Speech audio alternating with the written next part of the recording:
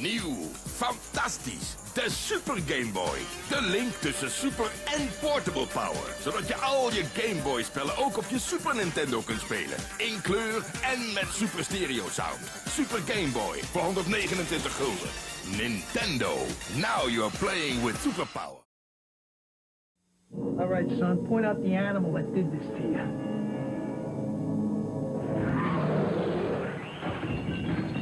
The beast is back, now with 100 levels of pain. Donkey Kong, new for Game Boy.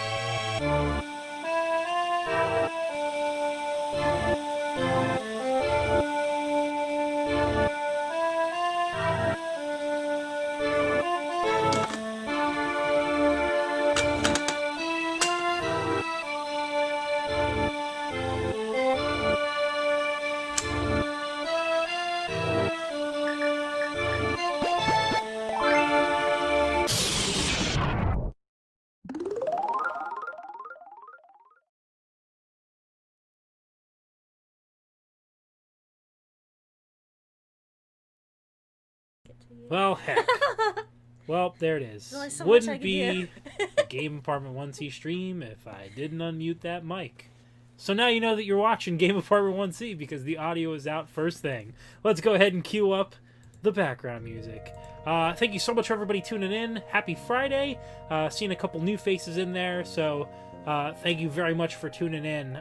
Yes, I saw some One Piece goofs in there. That is where that song comes from, aside from just having a keen taste for classical music. But enough about that.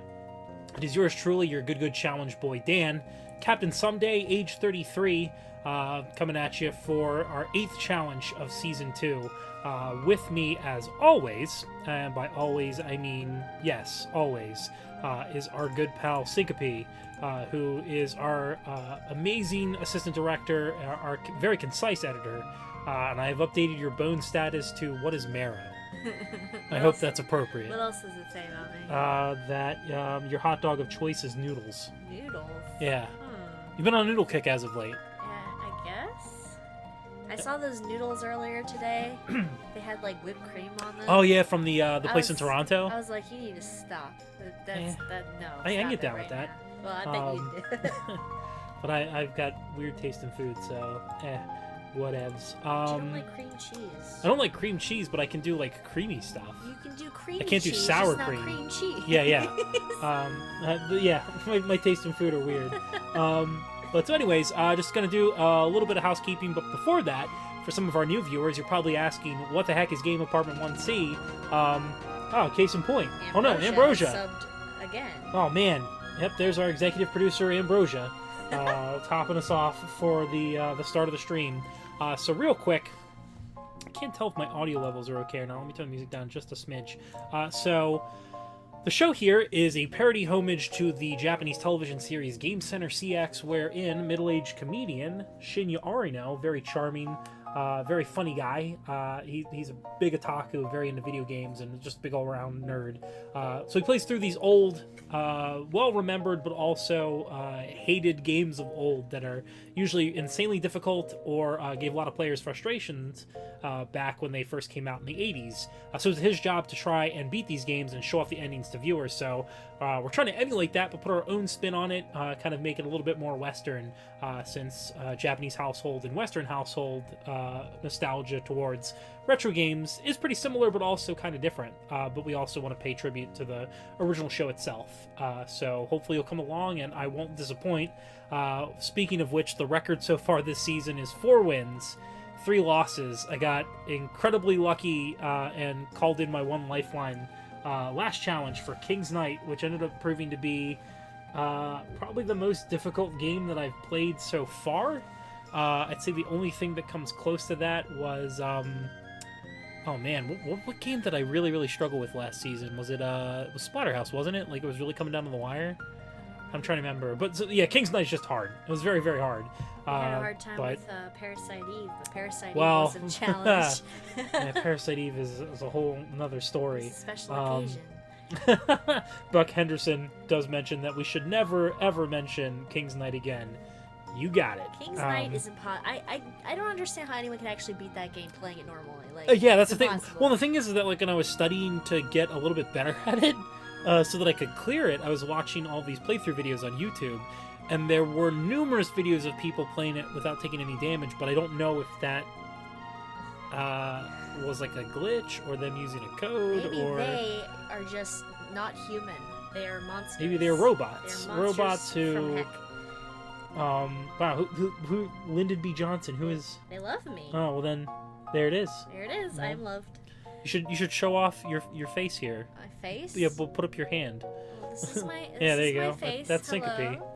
syncope. So, anyways, so I'm very excited for this game. It's actually another one of our Patreon choices that we did a survey for, which I guess I should talk a little bit more. Like, there was a couple things I wanted to cover in housekeeping aside from that. I kind of got beside myself here with talking about noodles and everything else. If you're new to the stream, real quick, we want to give some shout outs to the names that are listed here up on the right. These are fellow Twitch streamers that have helped contribute to the show, both in inspiration and wisdom and getting us to be able to do this. So without them, we wouldn't be here. So definitely please consider giving your time to them and watching the things that they do on here. They all make fantastic streams, and some of them actually do multiple streams, so definitely please give them a look when you have the chance. Aside from that, I also want to give special thanks to Tron Monart and Elise Explosion off of there for helping to get us set up here on OBS, but also for Tron Monart doing this amazing overlay and that sweet, handsome pixel man over there. But more importantly, I want to give thanks to you, the squatters, for tuning in every episode. Oh, why thank you for the follow. Much appreciated. Speaking of which, squatters are the folks that we call that tune into the show to go with the whole apartment motif.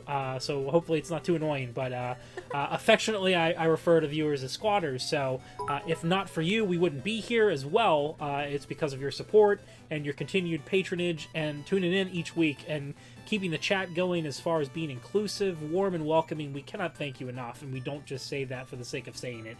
Really, we've been very lucky, knock on wood, to build and foster such a solid community of amazing, knowledgeable people that just make Friday the greatest night of the week. And this is in a post-TGI Friday world, so thank you very much for that. We do ask that you please continue to spread word about the show. Man, you guys are just dropping bits. Thank you so much. But yeah, we rely wholly on word of mouth, so if you're able to tweet about the show or spread the word about it on Facebook or other social media, that would do us a huge favor, and please keep doing that. It means the world to us that you guys talk about the show, because the more great people we can bring in, the better this show will get. And on top of that, to do the whole content creator spiel, if you look down below, you'll find a link to our Patreon page where you can get incentives as well as bonuses to helping to contribute to the show.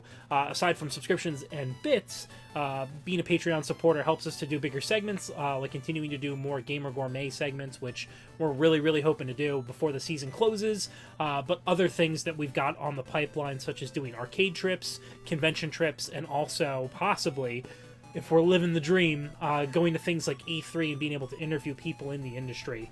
I would love, especially after a lot of the voice chats that we've done, to get the chance to sit down with a Reggie Fils-Aimé and do my impersonation for him and see if I get kicked out of Nintendo headquarters.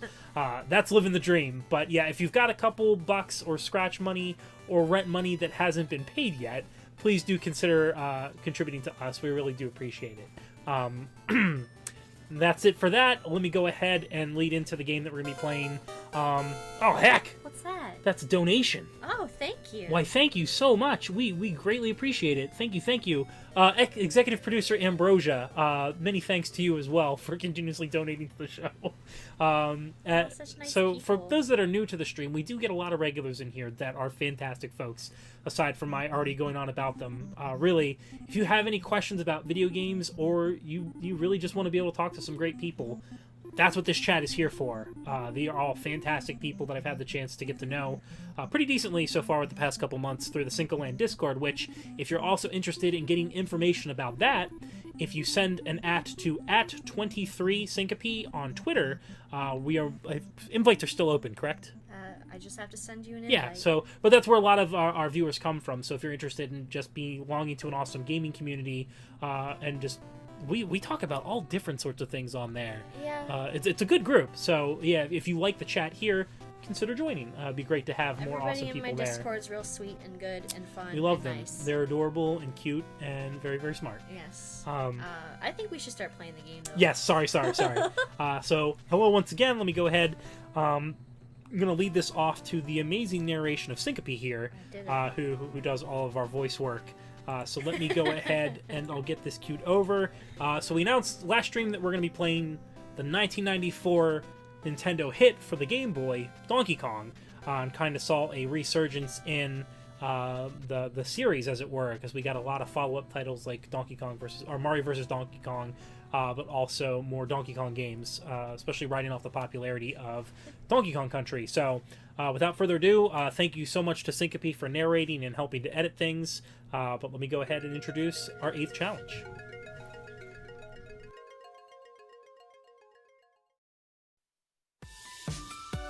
Donkey Kong.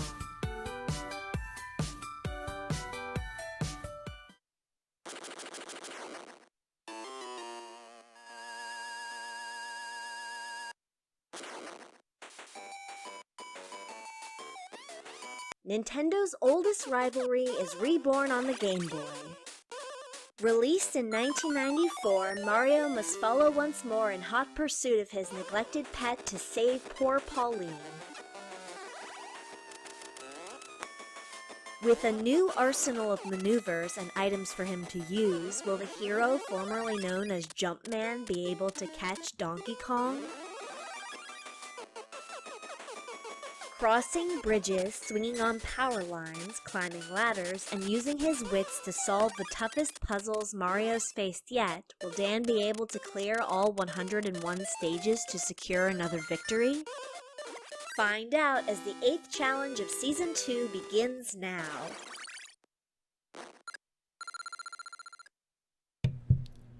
Alright, so let me just cue things up audio-wise, but yeah, so Donkey Kong is an old favorite of mine. It's been a long time since I've played it, so I'm trying my best to not get incredibly cocky, as I am prone to doing when it comes to doing these challenges. So let me just bring it up here. Hope everyone is excited for this. This should be a good one. Piston says, Dan, if you don't beat this game, I'm going to call the cops. Well, that's fair. I'm not going to say that it's necessarily an easy game, but... I can't believe this is the original Wreck-It Ralph. Well, what, that Wreck-It Ralph is based off Donkey Kong? No, this is the original Wreck-It Ralph game. Oh, sure it is. Alright. Sorry, sometimes I confuse you when I'm being funny, and I don't mean to. No, it's just you have such a good delivery. There he is, wrecking it.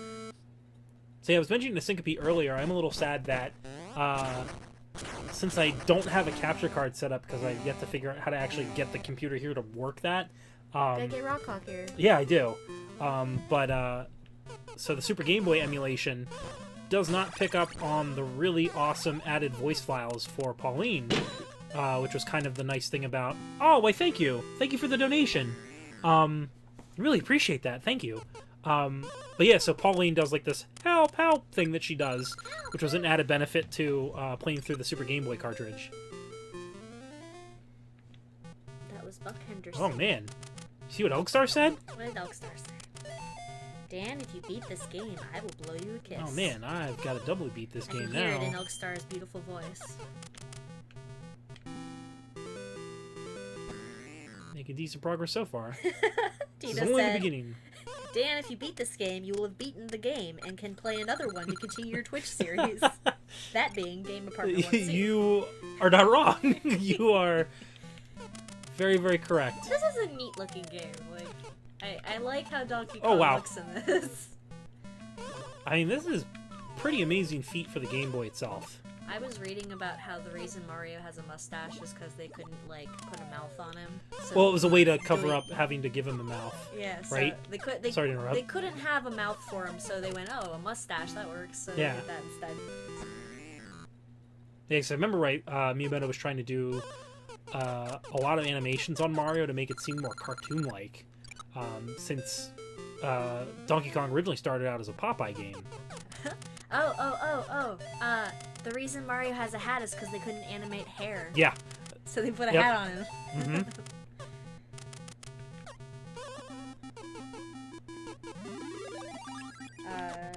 Cham says, does it feel weird knowing that the events of DK exist canonically inside the Mario universe after decades of gray area? Isn't it weird how Pauline is her own distinct thing and not just an alternate reality Peach where Mario is a plumber with a hammer and not some kind of weird queen maker? Yes. Wasn't he originally a carpenter?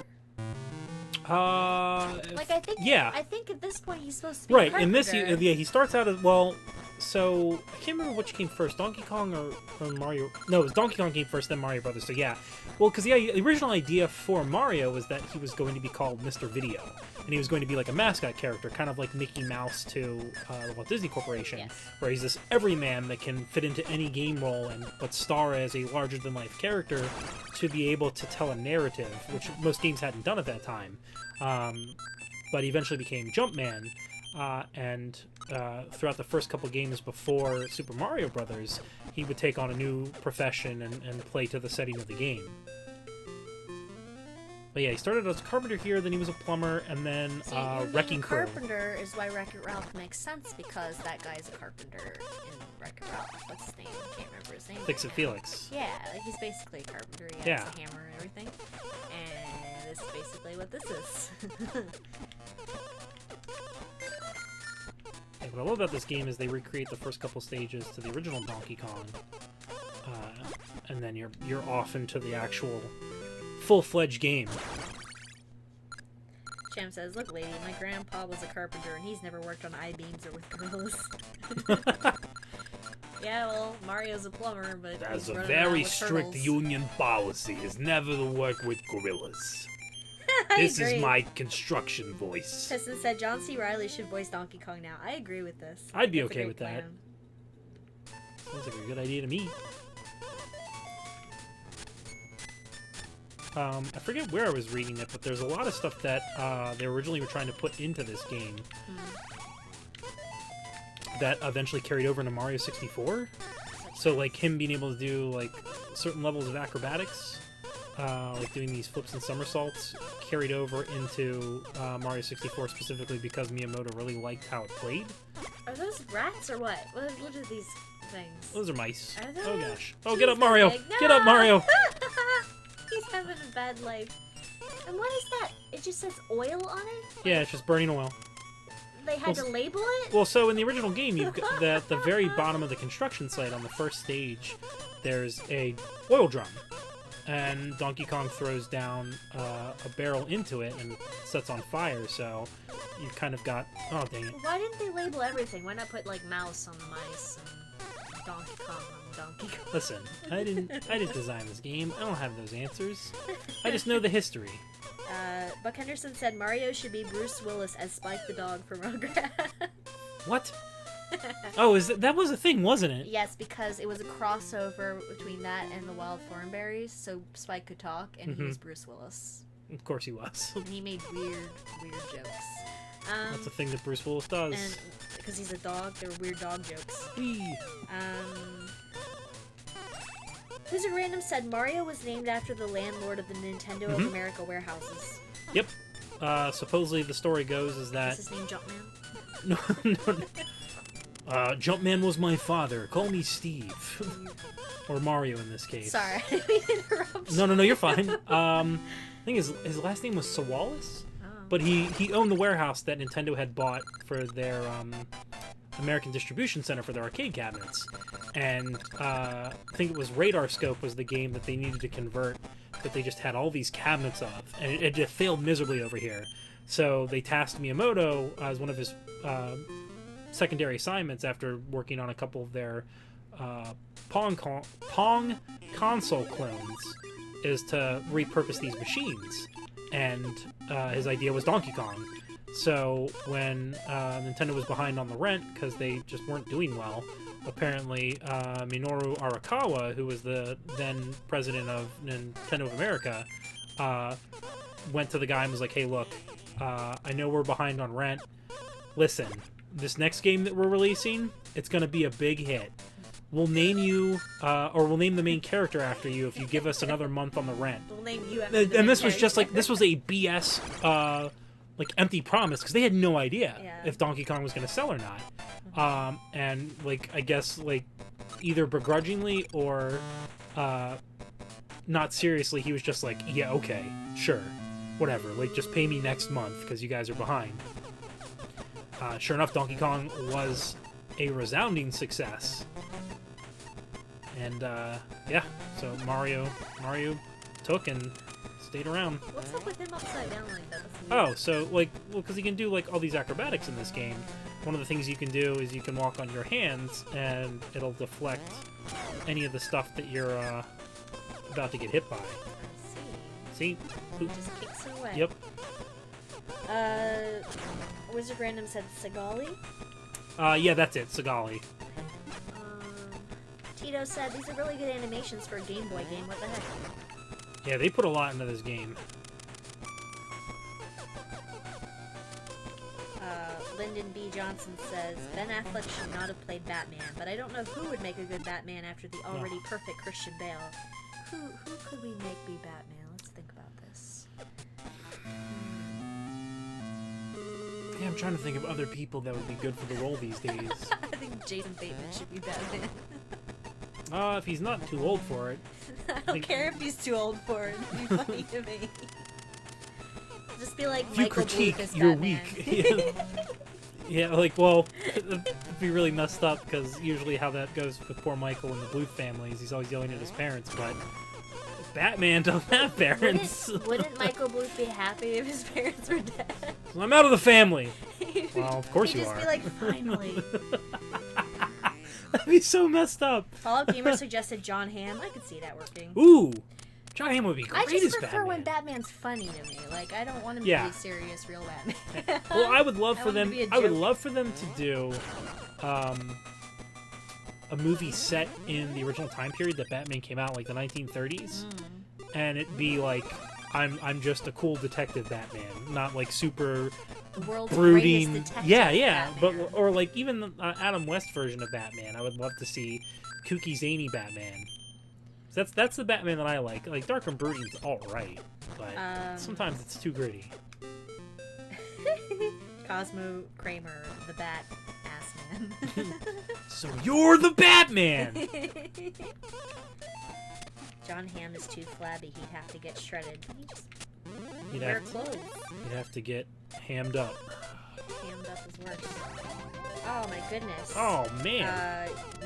Your friend Yarl has And the- subscribed for the 4th month in a row. The and competition says, continues. Says love yins in the Pittsburgh style. I'm glad that you love me, even though I just got burned. Yins. Oh, No yins. yins.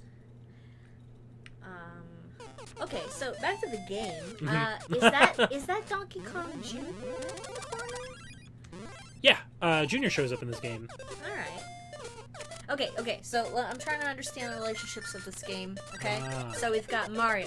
Yes. Mario owned Donkey Kong? So supposedly, as the plot goes to the original Donkey Kong, Mario owned Donkey Kong and just Why? like and neglected him. Wasn't feeding him or something like that. It was just like, yeah, he can stay in the cage. It's a terrible father. Yeah. So in retaliation, Donkey Kong's like, "Brr, I'm gonna steal your girlfriend." So he kidnaps Pauline and runs off with her to a construction site. So it's up to you to get her back. And then Donkey Kong Jr. picks up right after the original Donkey Kong, where it's like, okay, Mario has taken out the trash, as it were, and he's got Donkey Kong captive finally back in a cage. So Junior's like, oh, I gotta go get my pop. Let me go rescue him from this jerk Mario. And yeah, and then Donkey Kong 3 is completely way out of the contingency. Here's a question. Sure. When did Donkey Kong have time to father a son? I don't know. I don't know. Like, that's Mother Nature for to decide. That's not my call or my place to butt in. Maybe he already had the son and like he found his dad.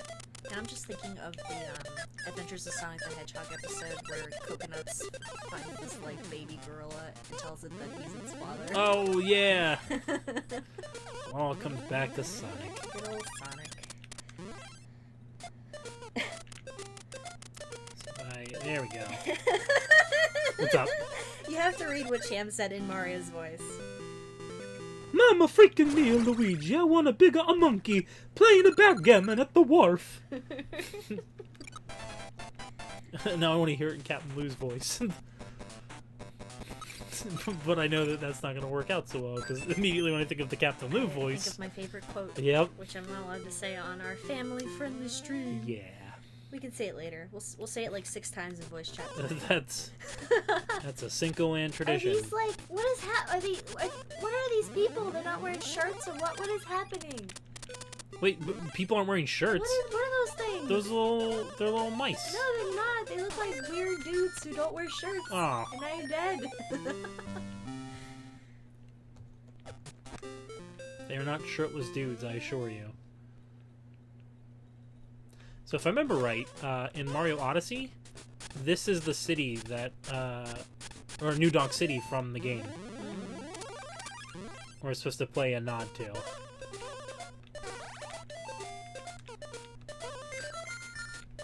Wizard Random said a while ago, didn't the first Donkey Kong machine break because it had too many quarters in it? I think I remember that being a thing. Yeah, like, it had just amassed so much change. They weren't sending a guy to get it out. Yeah.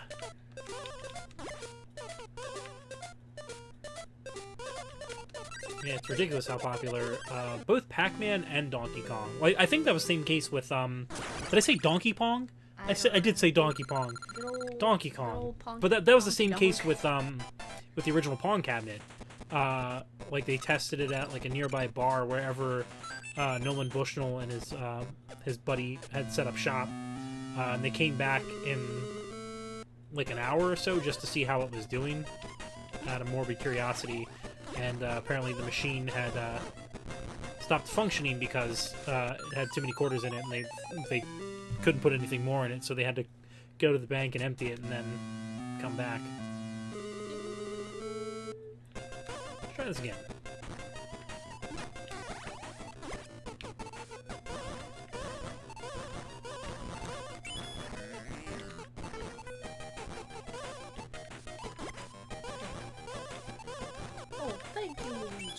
Oh, thank you, Luigi!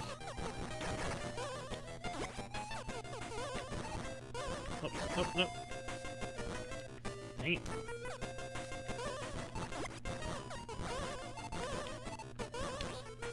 Oh, I keep doing that. Why do I keep doing that?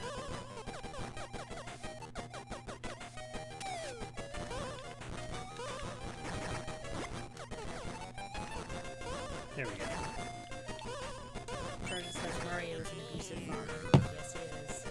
He's also very abusive to Yoshi, who punches him. Yeah, to make him grab stuff with his tongue. Do it.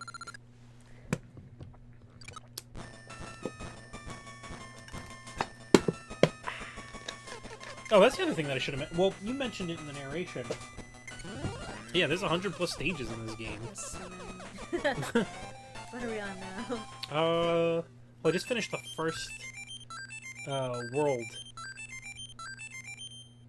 and the numbers aren't consistent, so that's stage 1-8, and I'm moving on to 2-1. I don't understand how counting works in this. That's alright.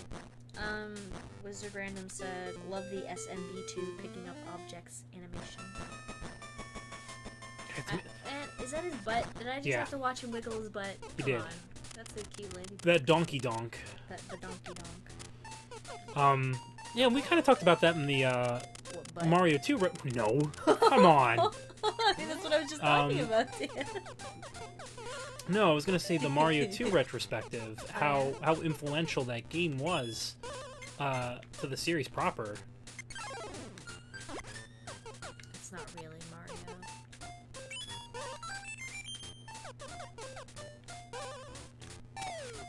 Oh man.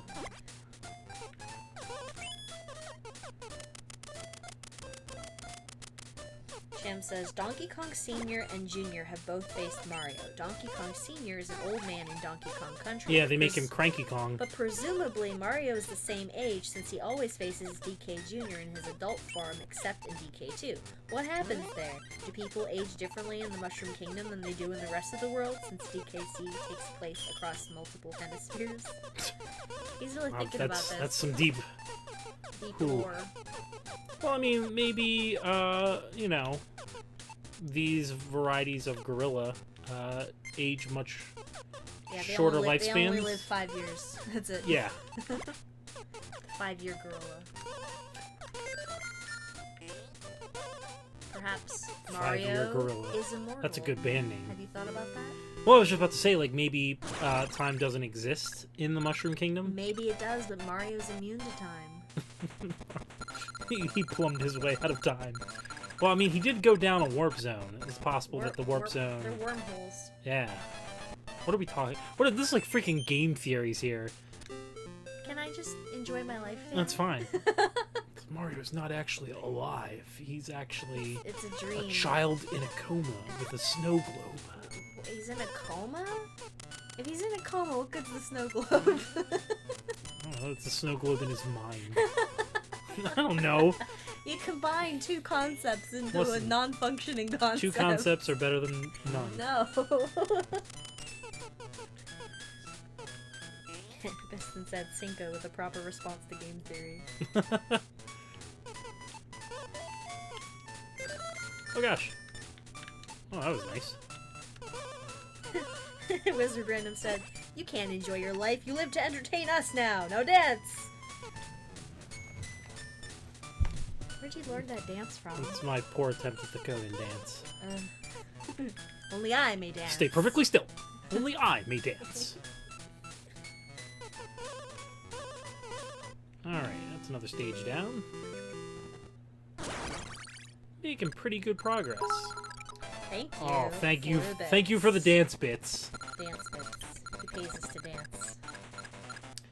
So, quick shout out to my good friends Wizard Random and Dory Mingu, who are Brian and Jordan, who are the ever wise, ever comedic, and ever patient hosts to, excuse me, the What's McCracken podcast that I've been allowed to co-host on. What I'm trying to say is they're very good people, and I'm very, very lucky to have them as friends.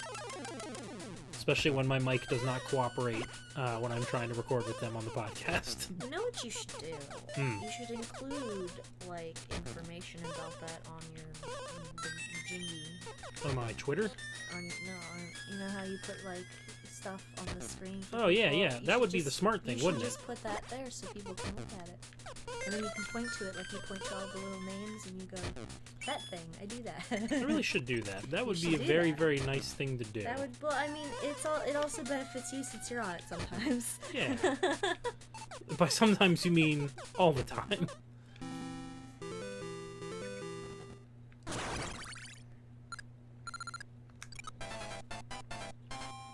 It's so weird. I don't think I've ever actually played this game on a Game Boy proper. I've always played it in the Super Game Boy format, so I have no idea how this game plays in that olive green color. Oh, speaking of Donkey Kong Jr. Dan, if you're on it all the time, why don't you act like it's your thing? Like, you act like it's just a thing somebody let you be on.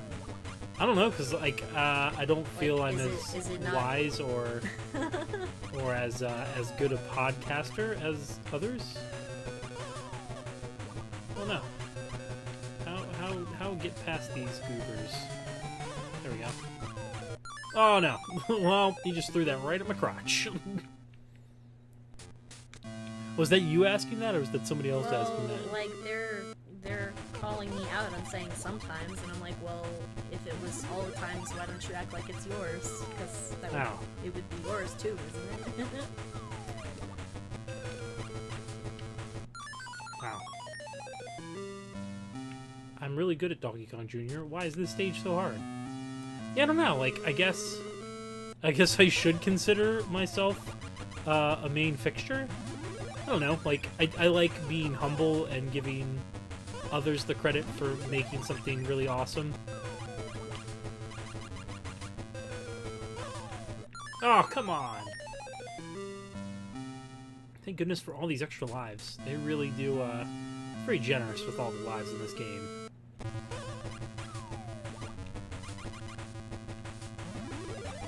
Take care of that munchy guy, and get over.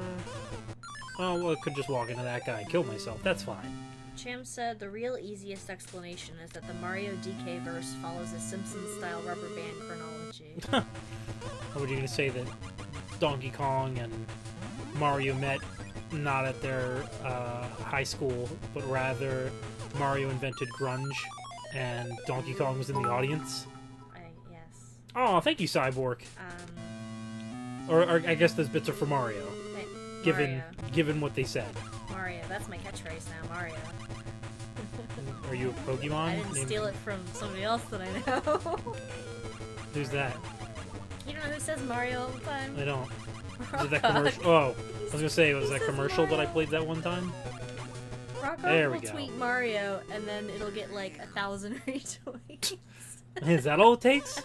From him. Jeez. His magic Mario powers. Magic Mario. Lyndon B. Johnson said, "This is such a sweet and wholesome thanks, stream. Buck. I love it." Oh, wait, thank you. Thank you. I love it too. For that reason. Let's see. I'm a little behind on what people have been saying. Yeah, like, I hope it comes across, but with the stream, we really try and be as inclusive as much as we can, but also make it feel like people are playing the game with us. Because I think that's half of the fun with retro games, is that you have experiences of playing the games with people.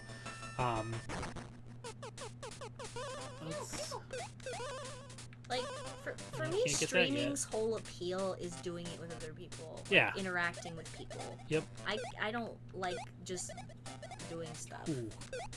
Yeah, I don't, like, it's funny because I was watching a couple older episodes of the stream, it was either today or yesterday, and just looking back on those first couple, not necessarily cringy, but they're, the angle was really bad, and doing it by myself was not good.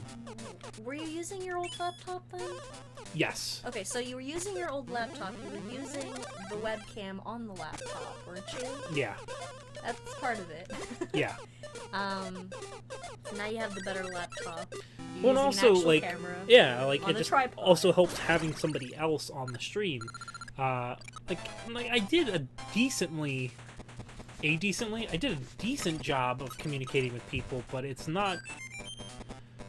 Oh, it's so much easier and so much nicer to have somebody else along with it to be able to keep up conversation, see what's going on in the chat, but also just sharing the experience. This is why, like, I'm basically a professional amateur co-host for things like this. You are the Andy Richter to my Conan O'Brien, and I'm okay with that. This is like what I do is just be the second person on a stream. Get these ladybug things off of here. There we go. What if Dan had Mario's mustache? This was sent in by Ronald. Thanks, Robdell. What if? What if? Ugh.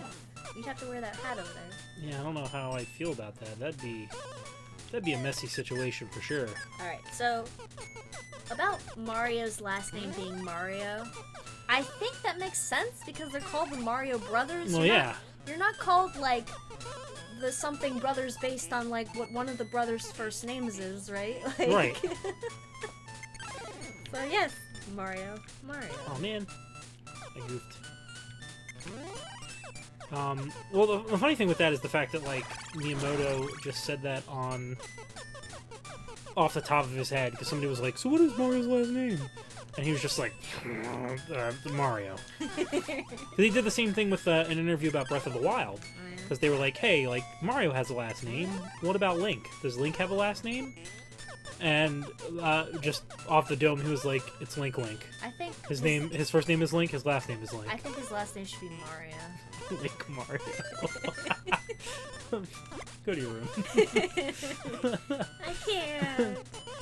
Alright. Oh no, I missed that one up. Not that I really need it, but. Oh yeah, Minnie said it. Link Mario. Cham said, "What if Mario as a first name is actually a nickname? He's not Mario Mario. He's something like Fortunato Mario." Or like Mercutio. Mercutio Mario. That could be it. Like, you know, a lot of people end up getting called by their last name as like their nickname. Yeah. That could be the thing. Or he has a really dorky first name, like Melvin. Good old Melvin Mario. Oh heck! What's going on? Oh man, What Joe happened? gifting that tier 1 sub. Really? Ah heck! Now Cham can do the funny faces. Bring on the Danny. Cham, you can do the funny faces now. Alright. Oh man. Tito, Get I'm those guys in sorry, there. but you're not allowed. Get out of my face. What the heck is going on with these guys? Get those in there. Here's the question. Has Waluigi ever farted? That's a question I don't want to answer. Why? Do you know the answer? No, I don't want to know the answer. Well, I know that Wario has. It's like his main That's move. his thing, yeah. That's his. That's why I like Waluigi better. That's how he makes money. I like Waluigi. His money maker. Oh my god. Waluigi's personality is he's Robbie Rotten from You are sadly not wrong. yeah, Well, I'm really that's why I wasting like time him. on trying to catch these guys in this thing. Oh well. No bonus for me. Kai rule. There we go. Buck Anderson said, "There was a guy we only called by his surname throughout all of secondary school, and I can't even remember his first name now." Oh jeez. I know a guy who we called by Oh, his no. last name. It's the only person that would do that. Look, you killed the poor Figures boy. I put all that work into catching all those bugs in there. You killed that poor baby. Mario's not a baby. He's a little baby wearing a mustache. He is a video man. He looks like baby me. A video baby. Remember, I was Video trying to come up baby. with names for my stream, and I came up with Cinco Babies, and Oh. Star got mad. Well, we all got mad. Nobody wants me to call my stream Cinco Babies. Babies. Yep. When your room looks kinda weird, You and wish that you weren't there. There we go. That'll keep him in there. That'll put the kids to bed. Get that purse. Do a jump. Nope, nope, nope. Gotta get my bearings here. There we go. Alright, so don't go to the right.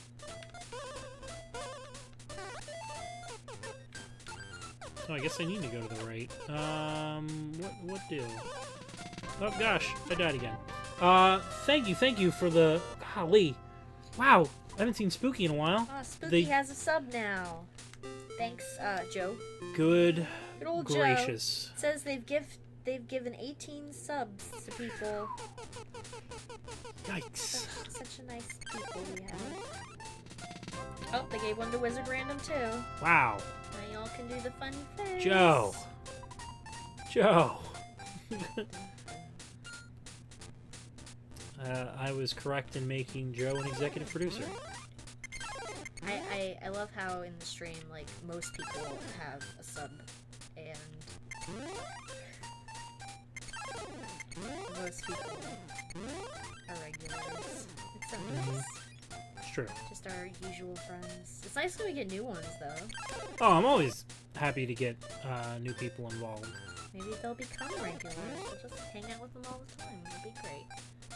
I enjoy Alright, that. I gotta time this just right so this ladybug... This ladybug looks familiar. I think I've seen this ladybug before. This particular one? Yeah, exactly. Do you know them this- by name? No, I don't. I know them by face. I've seen this. Oh, Robdil subscribed. Oh, thanks, Robdle. Thanks, Robdil. How the heck did that bug do that? What'd it do? It like glitched and What'd he do? walked out the other side. He's Oh, taking come on. advantage of how there's too many bugs. It's a bug. Lyndon's feeling left out Why's that? because they're not subbed. Said, yo, shout out to all the people not sub. Alright, well, there's those guys on that. I'm running out of time. Oh. Champ says, your boy has a last name that'd be like 11 katakana, so if I wind up getting a spouse visa or something in Japan, I might do something like create a cognomen or take my wife's family's name. So it looks like she married her foreign brother, like that like King of the Hill episode. Fallout gamers joining the fray. He gave a sub to Lyndon B. Johnson! Oh, you're not left out anymore! Yay! I'm not so double player, The King of the Hill episode where he finds out he has a Japanese half-brother. Oh, jeez. I don't even have access to the Rockcock face. Because I'm not giving him money. Like, if I give Rockcock money, it's basically giving myself money, which is really goofy. Like, why bother?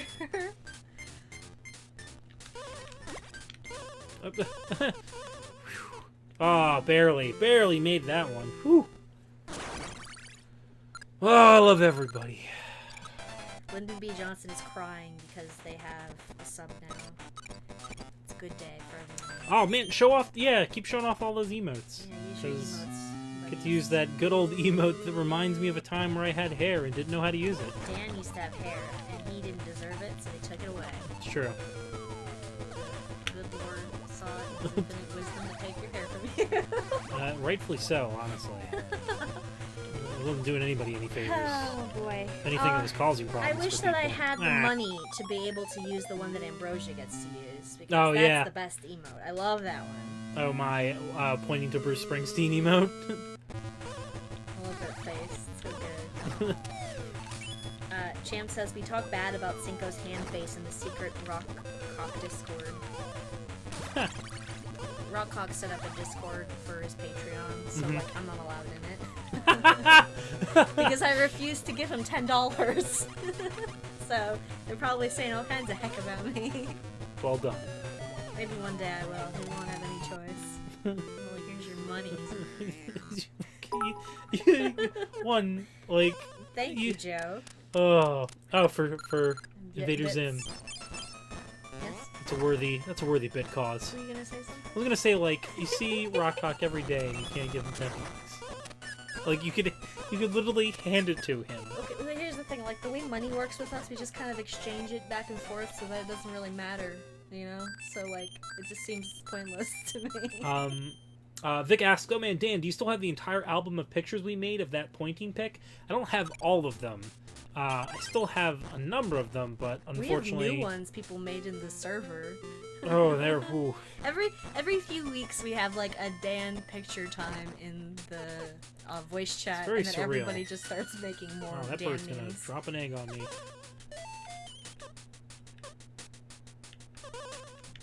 Oh no! Mario! Don't die. Oh, but... Yeah, he died. Does Rockcock actually talk to you guys in the Discord? Because he doesn't talk to me.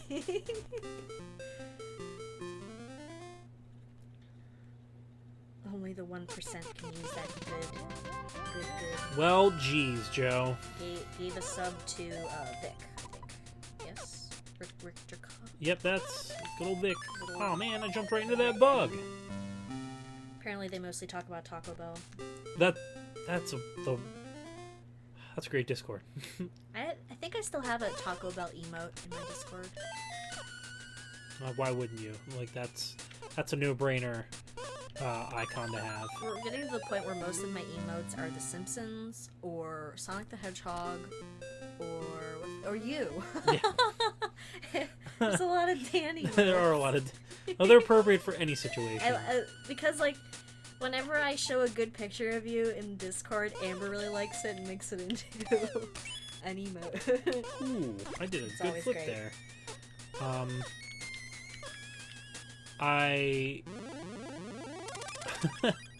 I'm very glad that the picture of when I got sick last time, like real sick. Oh, you're rolling like, around in a bed? Well, like, there's like the picture where I have like my Link pajama hat on, and I'm doing the thumbs down. Oh, yeah, I remember. I can't remember why I was giving the thumbs down. I think I was giving the thumbs down because I was you sick. were sick. You were just like, I'm sick. Yeah.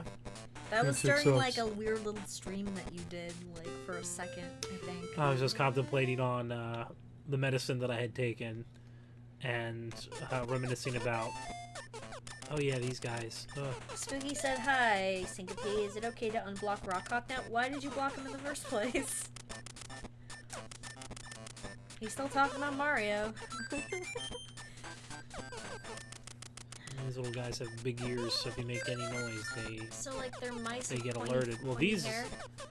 guys look like a cross between bonks with no body. Bonks and with mice. No body.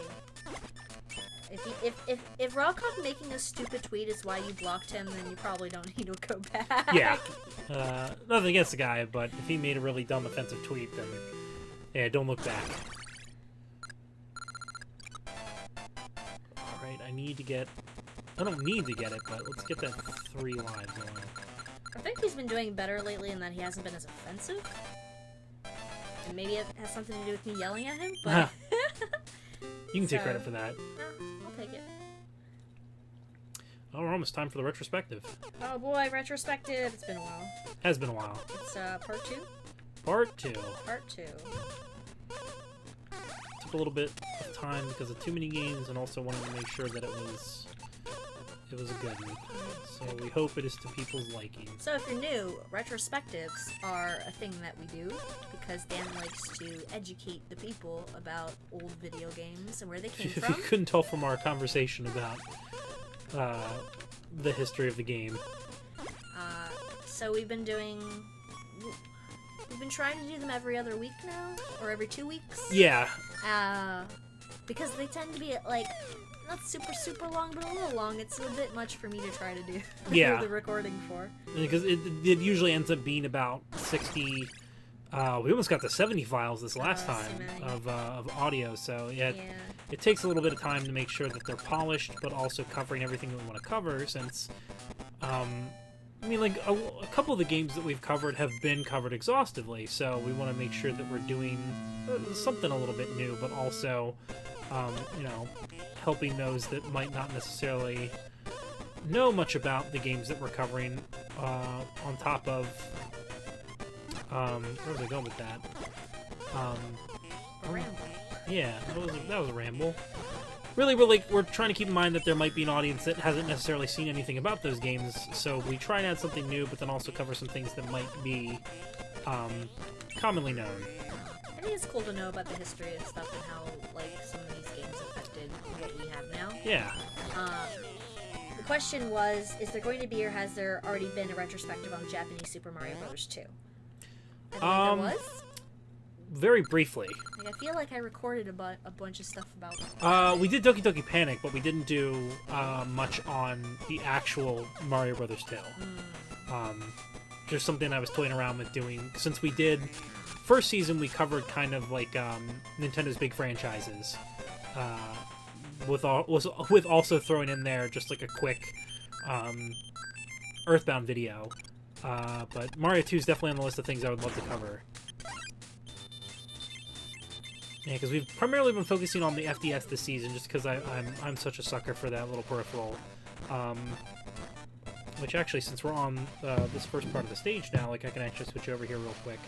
So give me 1 second, I'll go ahead and queue up the retrospective. So this retrospective is part 2 about what? It's part 2 about Hikari Shinwa Palutena no Kagami, which is Kid Icarus in North America.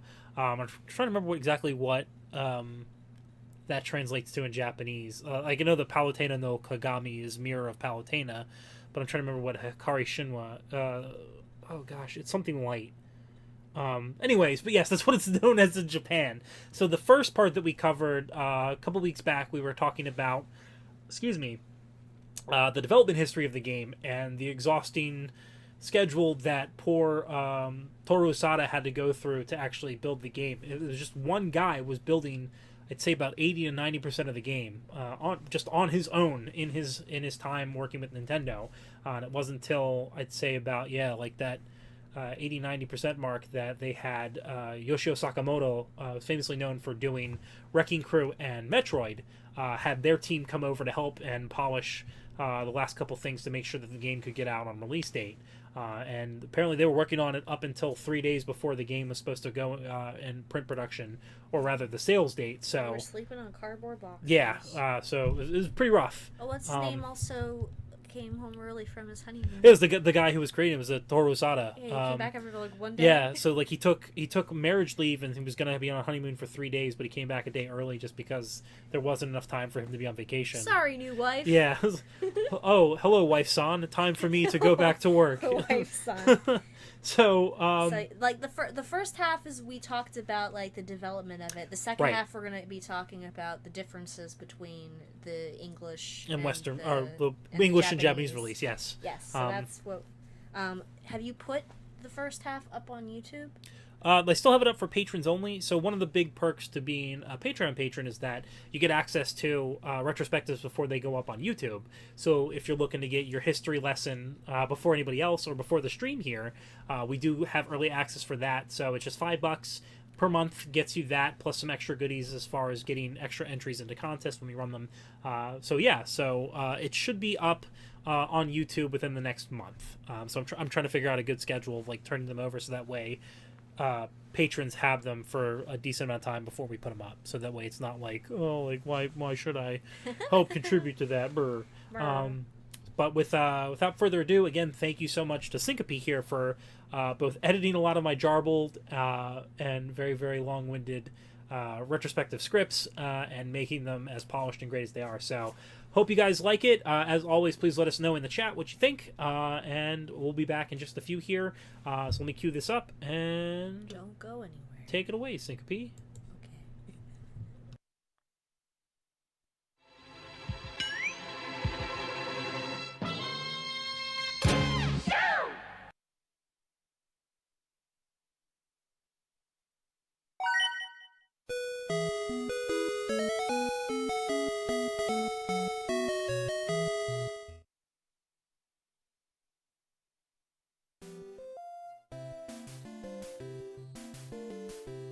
We're on a highway to heaven, or rather Skyland, as we embark on a journey from the pit to the clouds in this week's episode of Retrospectives Disk-kun Me.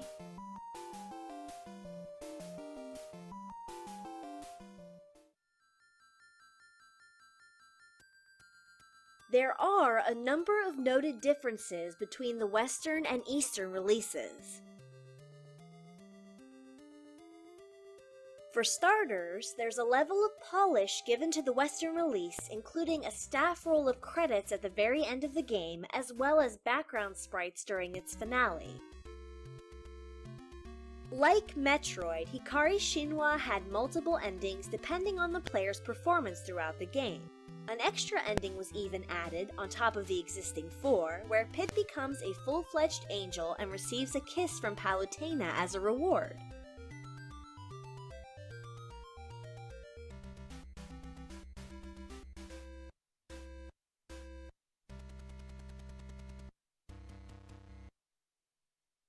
The Japanese version did have a 5th ending where, if players did poorly enough, Pit would transform into a Specknose enemy, which, as an aside, is modeled after the game's composer, Hirokazu Hip Tanaka. The original version on the FDS gave players the ability to save their progress using rewritable disk space so that the game could be cleared over time rather than in a single sitting. However, as battery backup hadn't yet been implemented in Nintendo's early releases in the West, the North American version of the game relied on a password system, much like Metroid. Passwords were called sacred words to fit the whole angel motif, providing players a series of letters and numbers to input to continue their progress. Many of the game's sound effects and soundtrack needed to be retooled for the North American release, as the FDS version used the FM synthesis chip to create dynamic and brilliant sounds. This is most notable when comparing the sounds made by the Grim Reaper enemies, the sound Pit makes when taking damage, as well as the tune that plays when players receive a game over.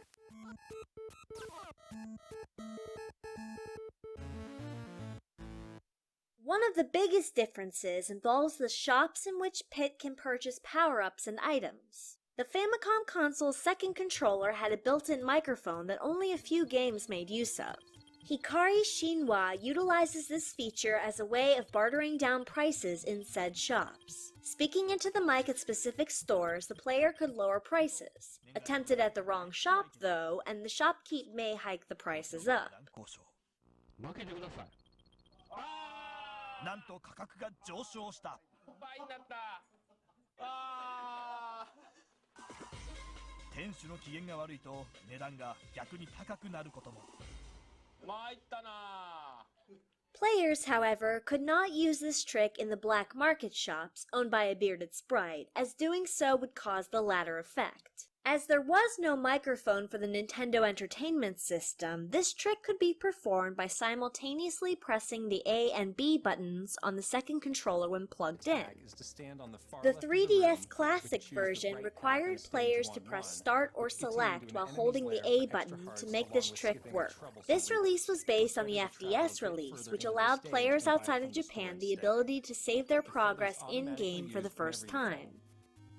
Items in the game were purchased by collecting hearts from defeated enemies. These could also be earned by finishing trials found in the numerous rooms along the way. With these hearts, Pit could purchase feathers, which helped him recover from a fall off a ledge, as well as health recovery items to ensure Pit was in full health. The final stage also had some different controls between both versions. In the Japanese version, players needed to either hold down the A button or tap it repeatedly to make Pit fly through the stage. In the North American release, the screen auto-scrolled, and Pit could be controlled using the D-pad in 4 directions.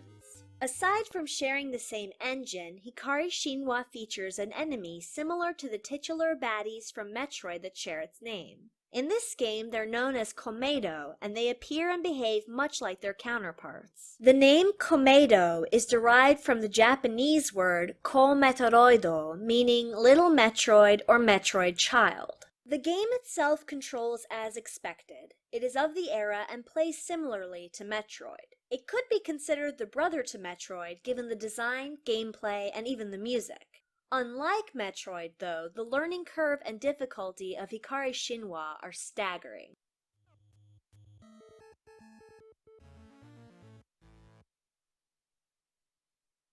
It is known for being one of the most difficult games made for Nintendo's first console, and rightfully so. Few players could make it past the first stage, as the game requires a precise skill of jumping from platform to platform, as well as deft maneuverability to dodge waves of enemies and relentless attacks. Players would need to achieve a certain score at the end of each stage to extend Pit's life meter, and they needed as much on the life meter as possible to have any hope of traversing each world's extensive labyrinth. During the normal stages, collecting the harp item would turn on-screen enemies into hammers. These hammers could then be used in the labyrinth stages to transform angel centurions, turned to stone by Medusa, back to normal. The centurions would offer some reprieve against the labyrinth bosses, laying covering fire while Pit could get a closer shot and deal numerous hits on bosses like Cerberus and other famous monsters from Greek mythology. The most infamous enemies of the game, frustrating those few players able to make it far enough to encounter them, were the Eggplant Wizards, which Toru Osawa, a lover of eggplant, included in order to impede players. Deceptively, the Eggplant Wizards would fire small eggplants towards Pit, but watch out, a single hit from the wizard turns Pit into the purple vegetable, disabling his ability to attack. The only way to remove the curse was by visiting a hospital inside the labyrinth, which often required a great deal of backtracking, only to encounter the Eggplant Wizard once more and be struck again by the insufferable veggie.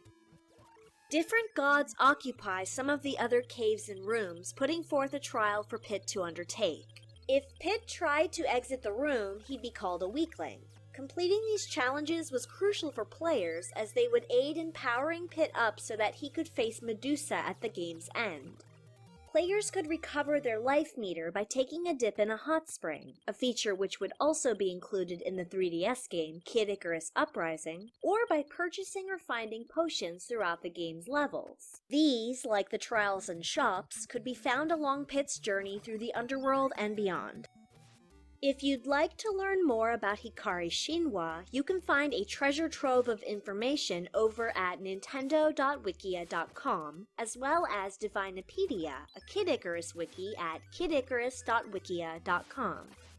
And if you'd like to see more of the North American release, its features, and a solid walkthrough of the game, head on over to strategywiki.org, where you can find Kid Icarus tips as well as coverage of many other retro classics, and even some modern games too. That's it for this week. We hope you've learned something as we covered this journey from the underworld to the skies. Join us again as we continue to soar along with the Famicom Disk System in the next Retrospectives Disk-kun Me.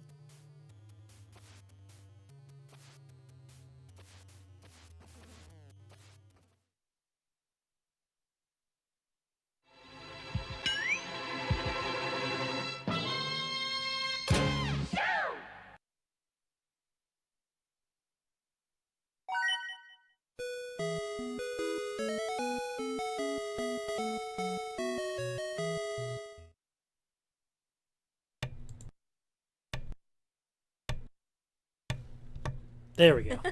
Thank you, Zinko. Absolutely, thank you. Oh, thank you so much. Yeah, like as we were just saying as we were watching the retrospective, man, I apparently write with just a stream of consciousness, much how I talk.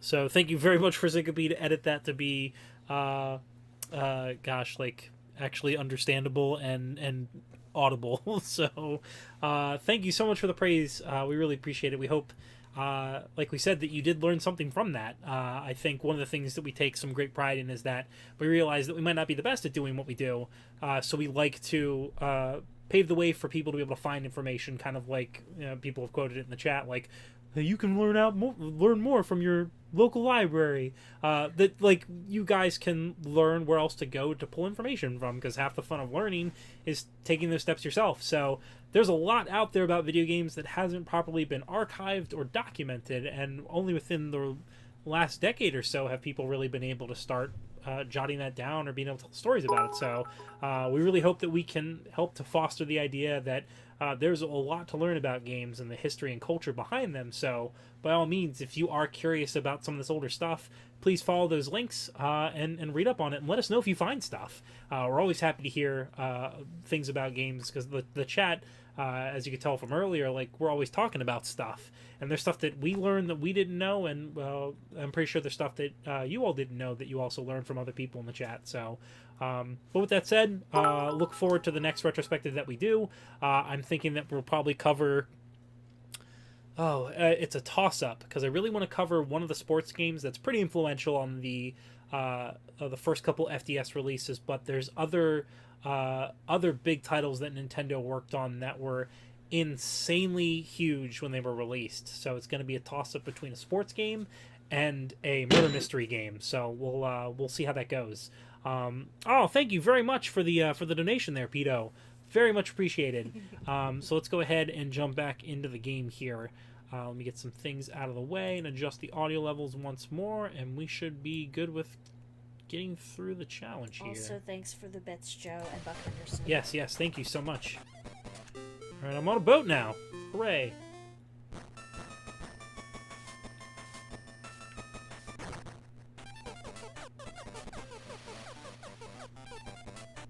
That little dude's just hanging out. Look at these little black guys. What's up? Yeah, I was thinking that too. If you don't say the whole name, it sounds pretty messed up calling him Pedo. Oh, sorry. Pedo Barra. I mean, what it's based off of him too?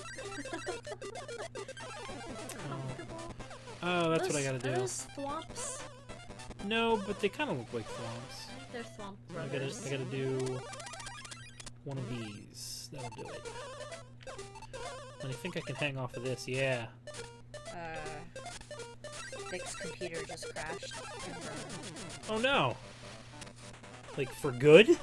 I don't know, will it be okay? Will it recover? I hope so. Maybe human toast boys.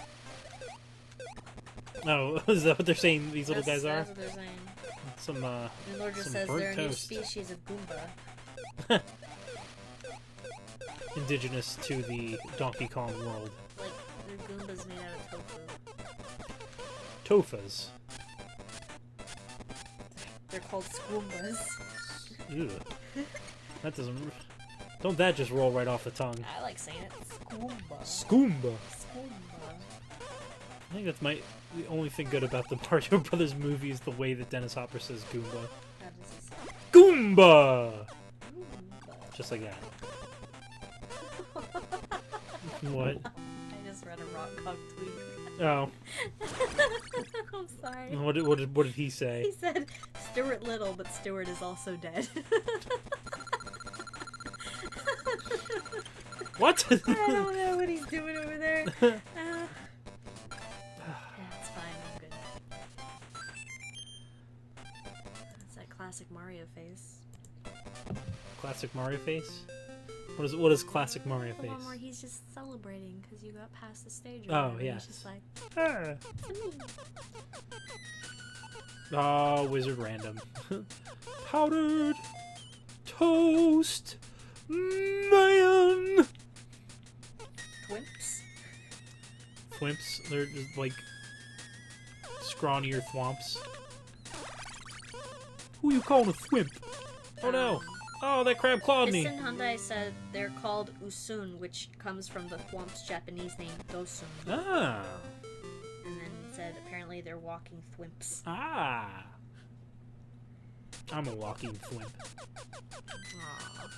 Aw, honey. Are those Wow. diglets? Like, it looks like a diglet to me. Which one? The thing that you bunked into and made a sound. Oh no, that's Pauline's hat. It looks like a diglet. All the enemies in this game look super weird. I like that crab. That's a Yeah, neat except when crab. he claws me. He's pretty cool. He's a cool crab. Have some good sleep, Buck Henderson. Thanks for stopping Oh, by. thank you very much for stopping by, Buck. They said they're gonna watch all the retrospectives on the commute tomorrow. Ooh. Good time. I hope they're to your liking. I'm especially proud of the Metroid and Castlevania ones that we did. Trio. That's not happening. Trio. I think about that way too much. You, me both. It's like one of those things that just lives in my brain forever. Alright, let's try this again. Piston said the guy that shoves a lot is called Sir Shove-a-Lot. I don't know if you're serious or not, but it's funny. Hey, I said we should share knowledge in this chat room, and Piston is making good on that deal. Wizard Random says, Pauline has a massive number of hats and umbrellas to drop, doesn't she? Hey. Well, I'm surprised she's not dropping shoes. Maybe she's got, buckles. I got a lot of shoes I could drop on people. You don't have to brag about it. I'm just saying. It's just a thing. I'm saying, I got shoes. Got shoes. Oh, they clawed me again. I got shoes, they're multiplying. And I'm losing control. Sorry. You're fine. Sometimes I have to sing. Well, I mean, you did say you were losing control. I am. It's electrifying.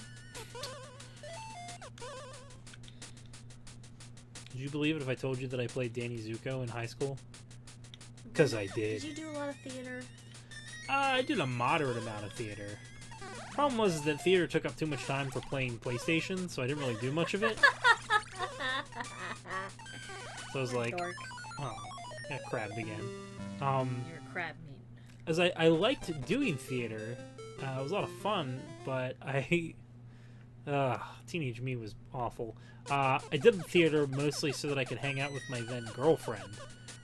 But Which of the 30 girlfriends was hey, this one? I just love how we were like, okay, let's count your girlfriends. I really shouldn't, maybe that's gonna dig me into a deeper hole. I really shouldn't count a lot of those as relationships. A lot of those high school relationships were a week long. Oh, well, they feel like longer just because you're stupid and miserable. Am I? Well, I mean, Yes. the general you, Oh, teenagers, the royal the you. whole thing, that's what things are like for me. I don't even know how long most of my relationships were in high school. Except for like the worst one, which was like a year. Ugh. So yeah, spoiler alert. Yours truly, your good challenge boy. Ooh. Had a rocky relationship career. Oh yeah, I need to drop down. Yeah, how did that even start? I think you were asking me. I just asked you. We were I think we were in voice chat maybe at the time, and we were like, and I said, okay, Dan. Oh yeah. How many people have you dated? And that doesn't even mean relationships. Dated could mean one day.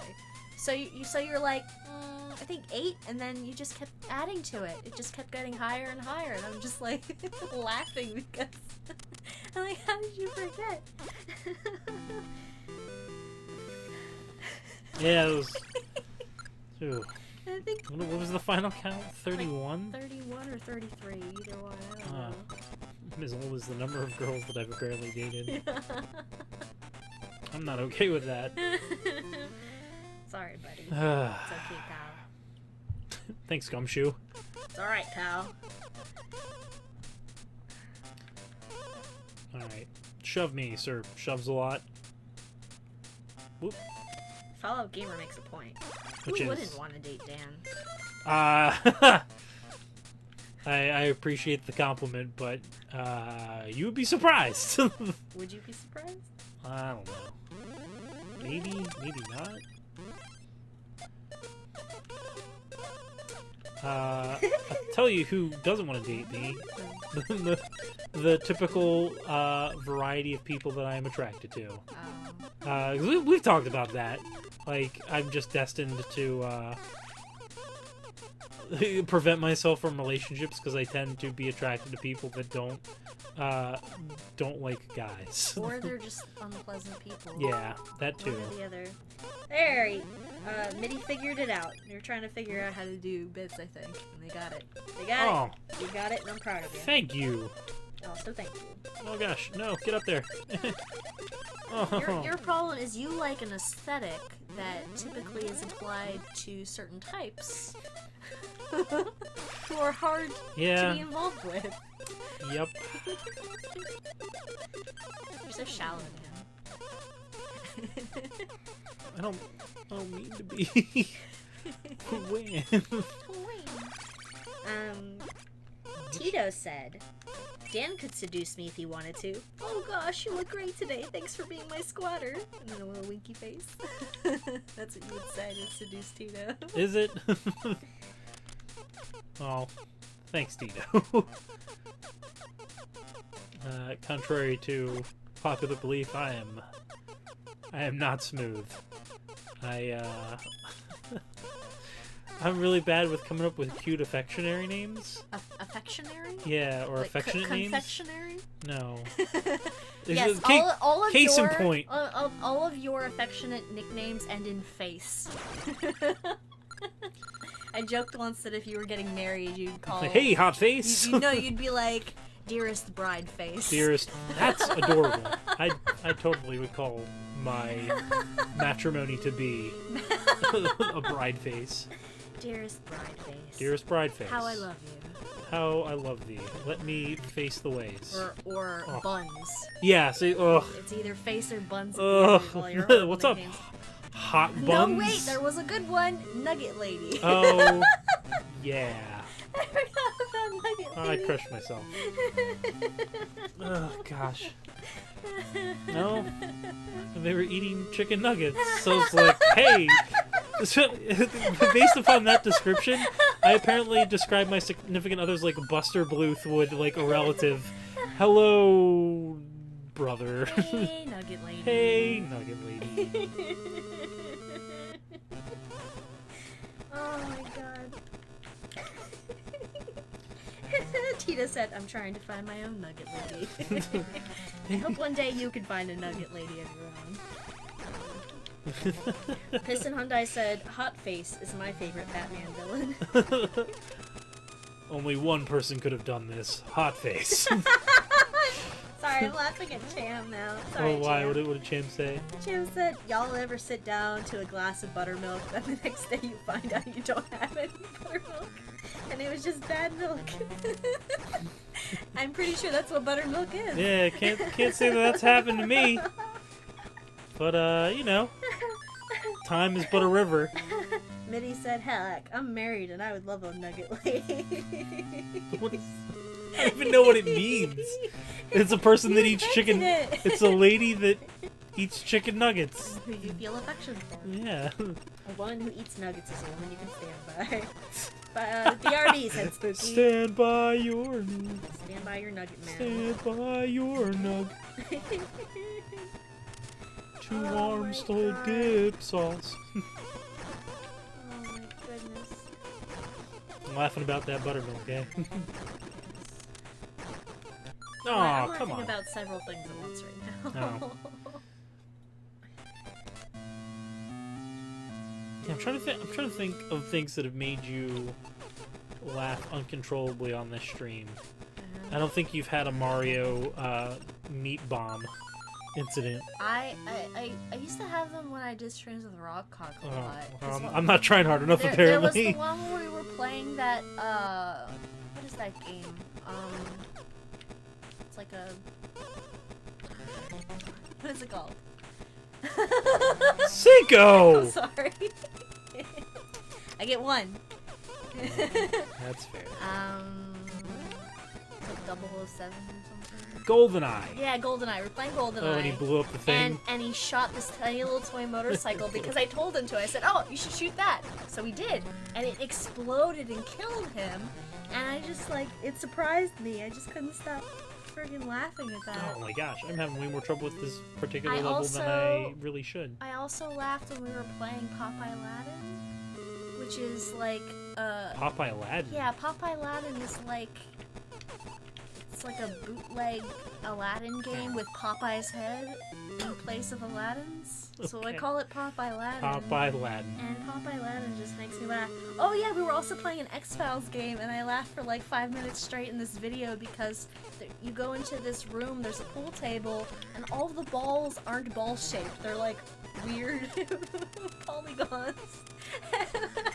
he was like, Syncope, look at that. And I just started laughing and I couldn't stop.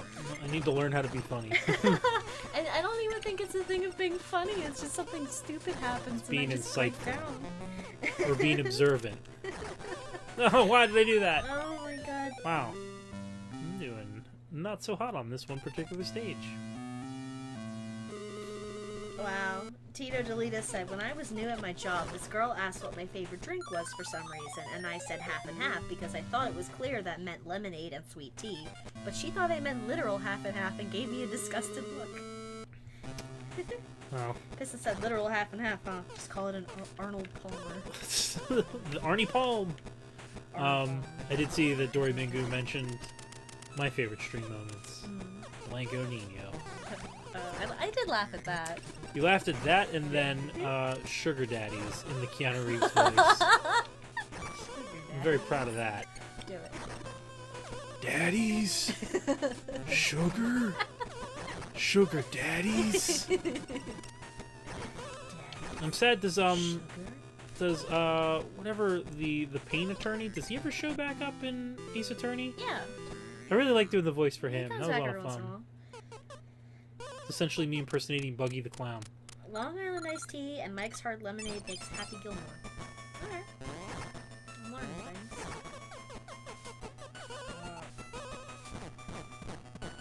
John Daly, if it's one with vodka. Oh my goodness. You alright? Yeah, I'm fine. You just remembering? I'm recovering from all the times I ever laughed in my life. All 5 of them. I laugh a lot, which is weird.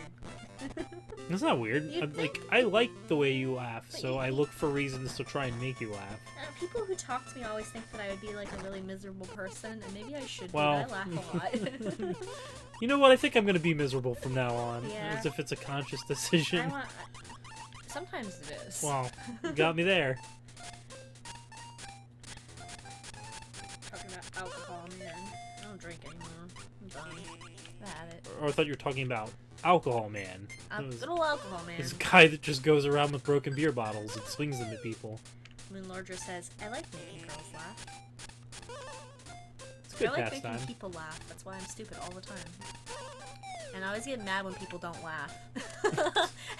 Welcome to my world. Instead of laughing at my joke, they try to debate it or something, and I get so mad because I'm like, I want you to laugh.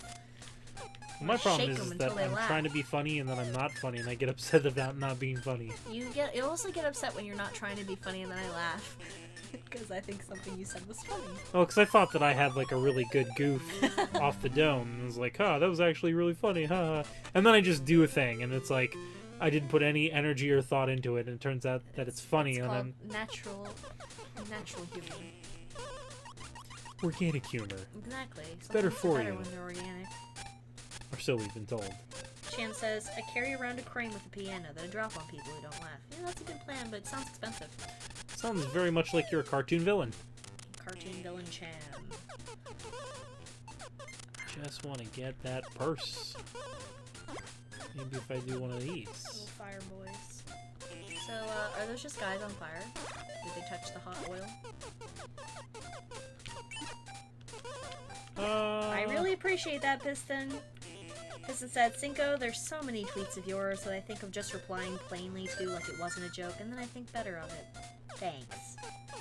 Because that is the thing that makes me so mad. Yeah, I used to get that every once in a while back in the day. Sometimes I get in this mood where, like, everything that people say makes me angry.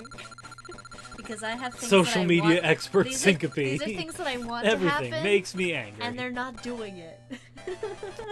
No, I can relate. Like, it doesn't happen these days, but there was, like, a good period of time where I would expect, like, certain reactions from people, and because I was very obviously making it, or at least what I thought was a joke, and then people will respond as if what I had said was, like, a very serious statement. It's like, I just want to have fun. I have fun. Thank you, Lyndon B. Johnson. Said, I love Syncope's tweets. Her and Stamper's Twitter are the best. Oh, I man. appreciate that. That's a very high compliment. I think I can... Tita I'm not said, gonna make that in Syncope's time. Twitter was one of my first loves. There we go. Made it. Do a little hop skip. Throw that. Get rid of him. There we go. Alright. That was much easier than the last few. Piston said, do you think there's a Nugget Lady on Twitter? If not, I better grab that nickname right up. Make your Overwatch handle Nugget Lady. Make my third Twitter account be Nugget Lady. And just post a daily picture of a nugget. Tell me how to live my nugget life.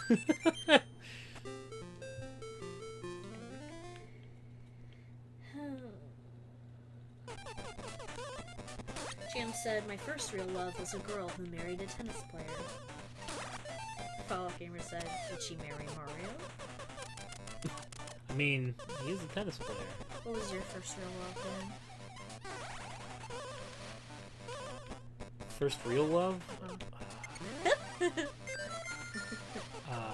She married Waluigi. Wah! I'd have to say my first real love was fruit snacks. Like, the ones that your mom slapped you over? Indeed. Your mom didn't slap you very much, but fruit snacks are a big deal. And you were a brat. Yes, this is true. And then your sister stuck one into a bird's So butt. the story goes, I was like 4 or 5. My mom had bought me a thing of fruit snacks from the grocery store, and I guess I hadn't really learned the concept of sharing yet. So we got home and I'd open up a bag of them. My mom was like, "Oh, Daniel, could I please have some fruit snacks?" And me being a 4 or 5-year-old brat was just like, 45-year-old brat? 4 to 5-year-old brat was just like, "No!" So my mom didn't take too kindly to my talking that way, and it wasn't that she slapped me, she chased me around the house for being insubordinate. and not giving her what she'd asked for. See, I assumed she'd slapped you because when we were talking about this, like, the other day, she was talking about her hands. No. There was no slapping involved.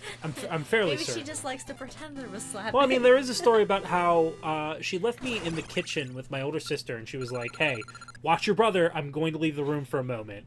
And I'm like crying up a storm like a kid, like where, like, you know how kids do.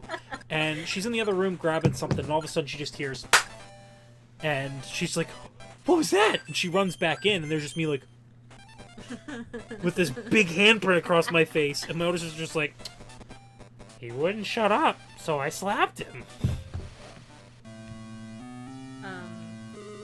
What was it that you did? You took the vacuum hose and put it on your head? Listen, we're that not what you telling did? that story I'm on the stream. curious if No. that's what you That's a story for another time. I've got many an embarrassing story, and this is not the place for it. I could have brought up a much worse story. Oh, you very well could have. There's unfortunately some things in the Dan lore that will never see the light of day on the Game Apartment 1C stream. I like the story about your sister breaking the rule. You know what I should do? I should just have a Patreon tier, which is just like, hey, for every person that's a patron of this tier, I'll tell one really awful story about my life. I like it. Oh. See, I Yes, could my be your sister. friend. Oh my god, that noise will forever be stuck in my memory. So, I've told Syncope this story, but we never had a pool growing up. So my family, on purpose, would try and befriend people with pools, so that way we could go to a pool. You know, like you do. And it just so happened that my older sister became friends with this girl. I forget what her friend was named, but she had a sister that was the same age as my twin sister and I, named Deborah. So we would all hang out together. And they just got an above ground pool. So my mom was like, "Great, go swim in this pool." So they had just gotten it. They had not even had it for a day. And we're playing Marco Polo in the pool. And, God, I will never forget just the sound and the sight of seeing my poor twin sister, who was going, "Marco." And so one moment she's, going, "Marco," trying to figure out where everyone is, and the next minute she runs into the side of the pool,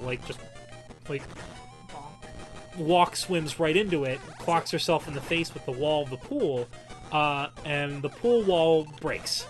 And I just immediately hear this noise of all the water going out, and no joke, not to, I shouldn't pause the game, like a dummy in a low-budget action movie, like her body just went complete ragdoll and got her hands just back, and she got sucked out of the pool. And they lived on a hill, so all the water's coming out of this pool that just started to cave in like a black hole. And I just see her in the distance as I'm still in the pool, her just rolling down with this wave of water. And I remember also hearing Deborah's dad just go, "Kids, quick, out of the pool!" And we're getting out, and I just looking back what about my sister? She's just still going down the hill with the water that just is evacuating this this hole in the wall. Oh, that noise, and just, whew, had a good laugh about it. But yeah, we were never invited back over to their house after that point. And, what's the point in going if you ruin the pool? I haven't been to the pool in so long. no, neither have I.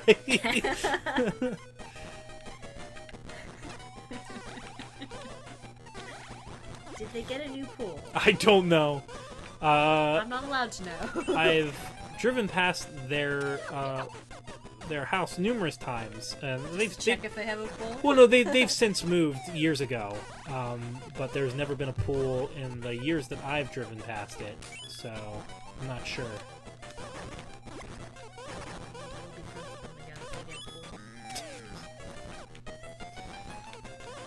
I don't know why you're friends with me. I don't have a pool. I'm friends with you because you're fun to hang out with. Oh, okay.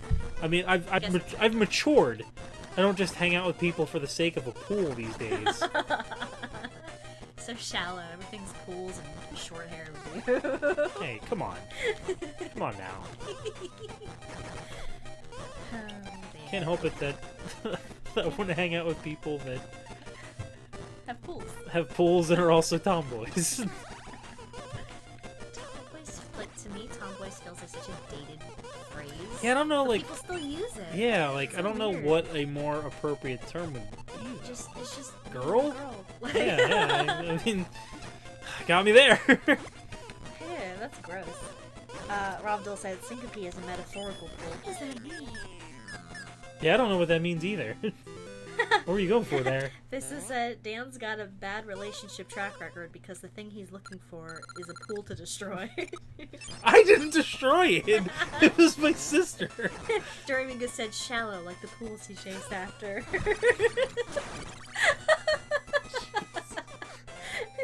I'm gonna put on a cooling pad for that hot burn.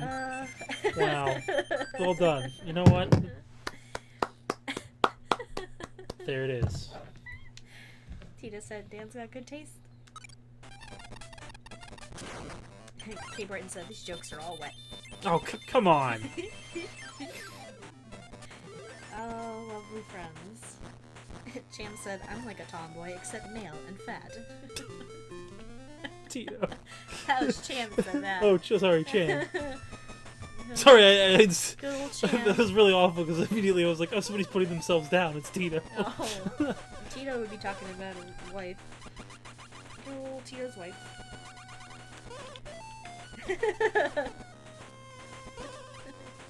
What's up? He was like, whoa, hey! Oh. Cham says you've gone off the deep end. No more pools. You guys Pools are really, bad. staying afloat with all these pool jokes. Ah. Doggy paddle. Help, I'm drowning. Is that a joke about a pool? You guys gotta, sure. You guys gotta really filter these puns. I don't know how to swim. I'm not a very good swimmer either. Is there a reason? No one ever like sat to teach me. That's the thing is like again we would we didn't have a pool, so I never really had access to learn properly. I know how to doggy paddle. That's about it. I can doggy paddle, but I can't do it for very long because I get tired. And lately, I have this problem where when I'm in a pool, the water's too cold, so the tips of my fingers start to hurt and go numb. Yeah, I can't do They a turn purple? like pool's got to be the right temperature. Right. I'm like really fragile and delicate. Are we going to the beach? Depending on how employment shakes up. Ah, yes. You probably need money to be able to go to the beach. Yeah. I mean, I'm definitely gonna message my mom about it, see if that's still a viable option. Been to the beach in like 5 years? More than 5 years. Boy, oh boy. Has it been a long time? Yeah, did it. Last time I Nice. tried to go to the beach, I planned to go with Rockcock, and there was a hurricane, so we went to Pittsburgh instead. There you go. 'Cause That's Pittsburgh is where you go. when there's a hurricane a coming. Go to Head to Pittsburgh. Pittsburgh. We could do a big beach stream.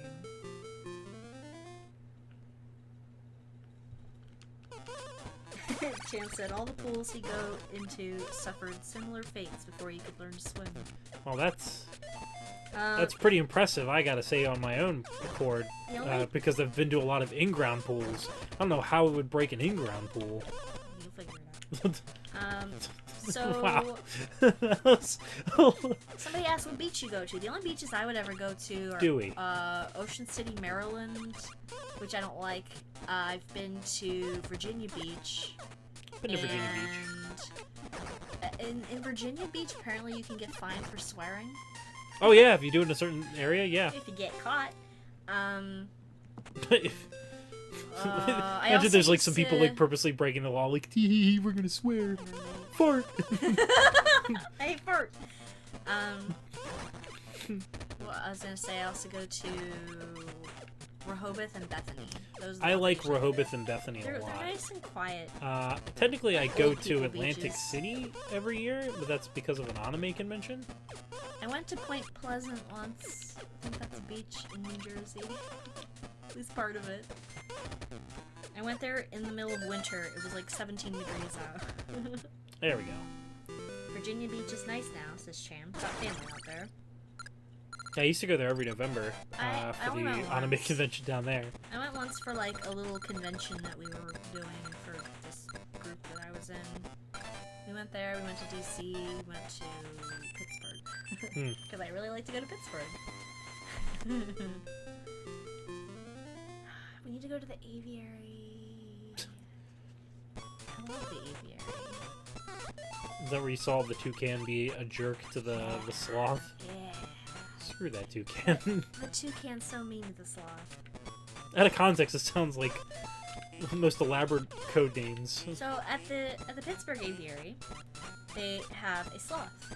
I think they explain that they need like a mammal to get some sort of grant or something, some kind of funding, and the little mice they have running around don't count. So they got a sloth, and I'm trying to remember his name.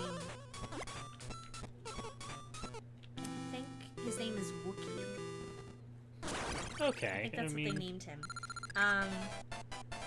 Not the worst name. He's real cute and smart. They were training him to do tricks, but the trick that he would do is they would just hold out this stick and he'd touch his nose onto it. He's just cute. He's a good boy. We don't have the grant money to get it. So- to do training. So we go there to see him, and I guess the birds are cool. Oh, there's Donkey Kong Jr. He's so cute. Look at him. He's a little dancing in his onesie. He's so much cuter right there than he is in anything else.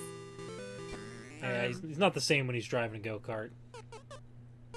But anyway, the poor little sloth boy.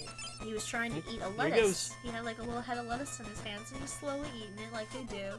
And this toucan keeps poking at him, and he keeps grabbing at the lettuce until finally it got it, dropped it onto the floor, and flew away.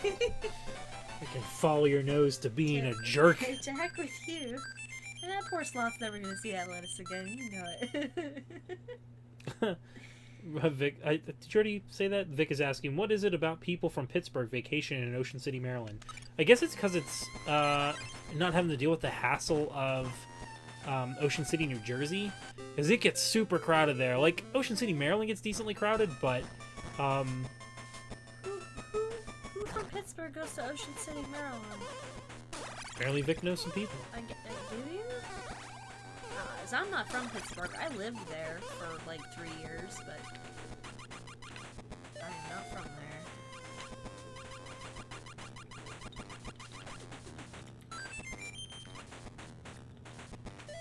Let's see what I need to do. I need to jump on top of this crap. Is Vic from Pittsburgh? I can't remember if he's from there originally. Should ask him. I guess I technically am asking. Yo, Vic, you from Pittsburgh? Yo, Vic. Could have sworn he was from the Ohio region. Ohio. Drew Carey country. Ohio, mod.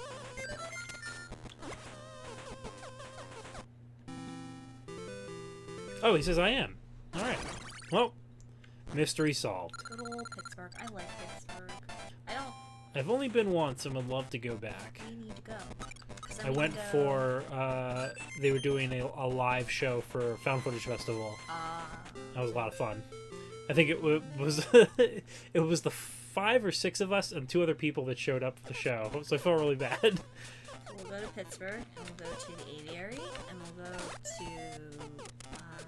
We could go to the zoo. It's nice. I like it. I like because it's got like a pretty decent aquarium there. Whereas, like, I'm used to the DC Zoo, which doesn't have an aquarium. It just has land animals. Oh, for a moment there, I thought you said lamb animals, and I was like, oh, so they have lambs. Wizard Random says, we got a guest room down. Oh no, I got the bat bit me. Oh heck, I mean, if they're offering. This is okay. Sometimes I get sick from it. From Annie Brothers? Yeah, I forget what I put on the sandwich that I like. I think I get like 2 eggs and cheese. Ah. Well, they have a. I guess it's not the same as going there than going to one here. They have one here? Yeah, they've got a couple that have popped up in the area recently. Really? Mhm. Why don't we go?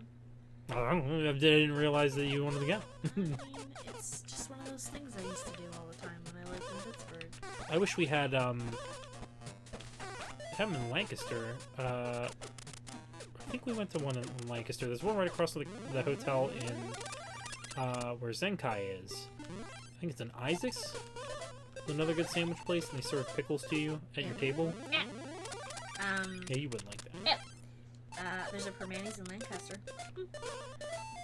I used to get pastrami, I think. And like 2 eggs. The people that I knew when I lived in Pittsburgh, they used to like to order as many eggs as possible, and I think the most eggs they got on the sandwich was like 12 one time. Jeez. Boy, could they eat.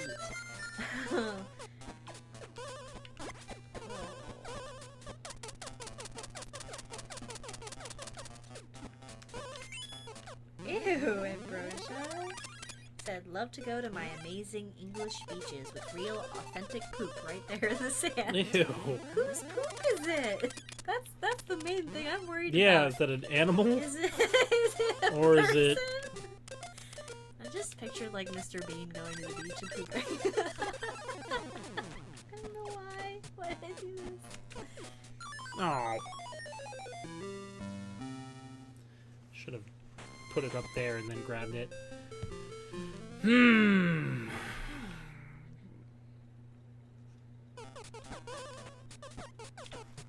are you doing with the arm of my chair? I'm fondling it. You got a problem? I do. Why? Because it keeps pulling the arm out. Really? Are you that weak?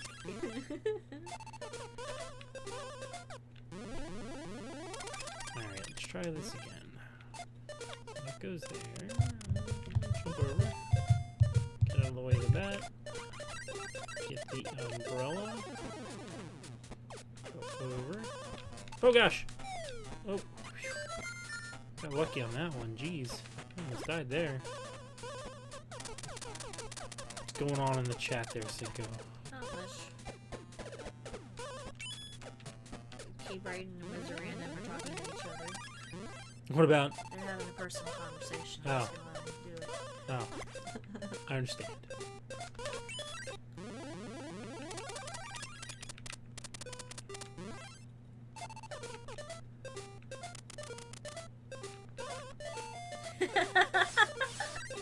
Ambrosia said, I don't know how to tell whose poop is whose yet.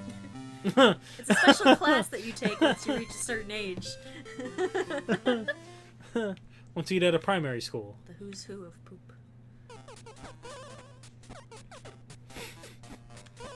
Piston says, I think you could throw the key to kill some enemies. Yeah, I thought I could kill the bugs that are there, but that is really not happening. Today, I opened up Pokemon Go, and I caught a Hoot Hoot, and it turned into a Ditto, and I felt ripped off.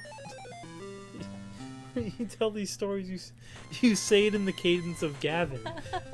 One time, from Kids in the Hall? All I One time, I opened up Pokemon Go, and I caught an Abra, and my friend said, you can't catch Abras, but I caught one. Are they still doing Kids in the Hall? No, but you're making fun of me for watching. Okay, hold on. Are you making fun of me for watching something that is not current on television? Because that's your whole thing, is that you watch things that aren't current on television. How in the heck, Cinco?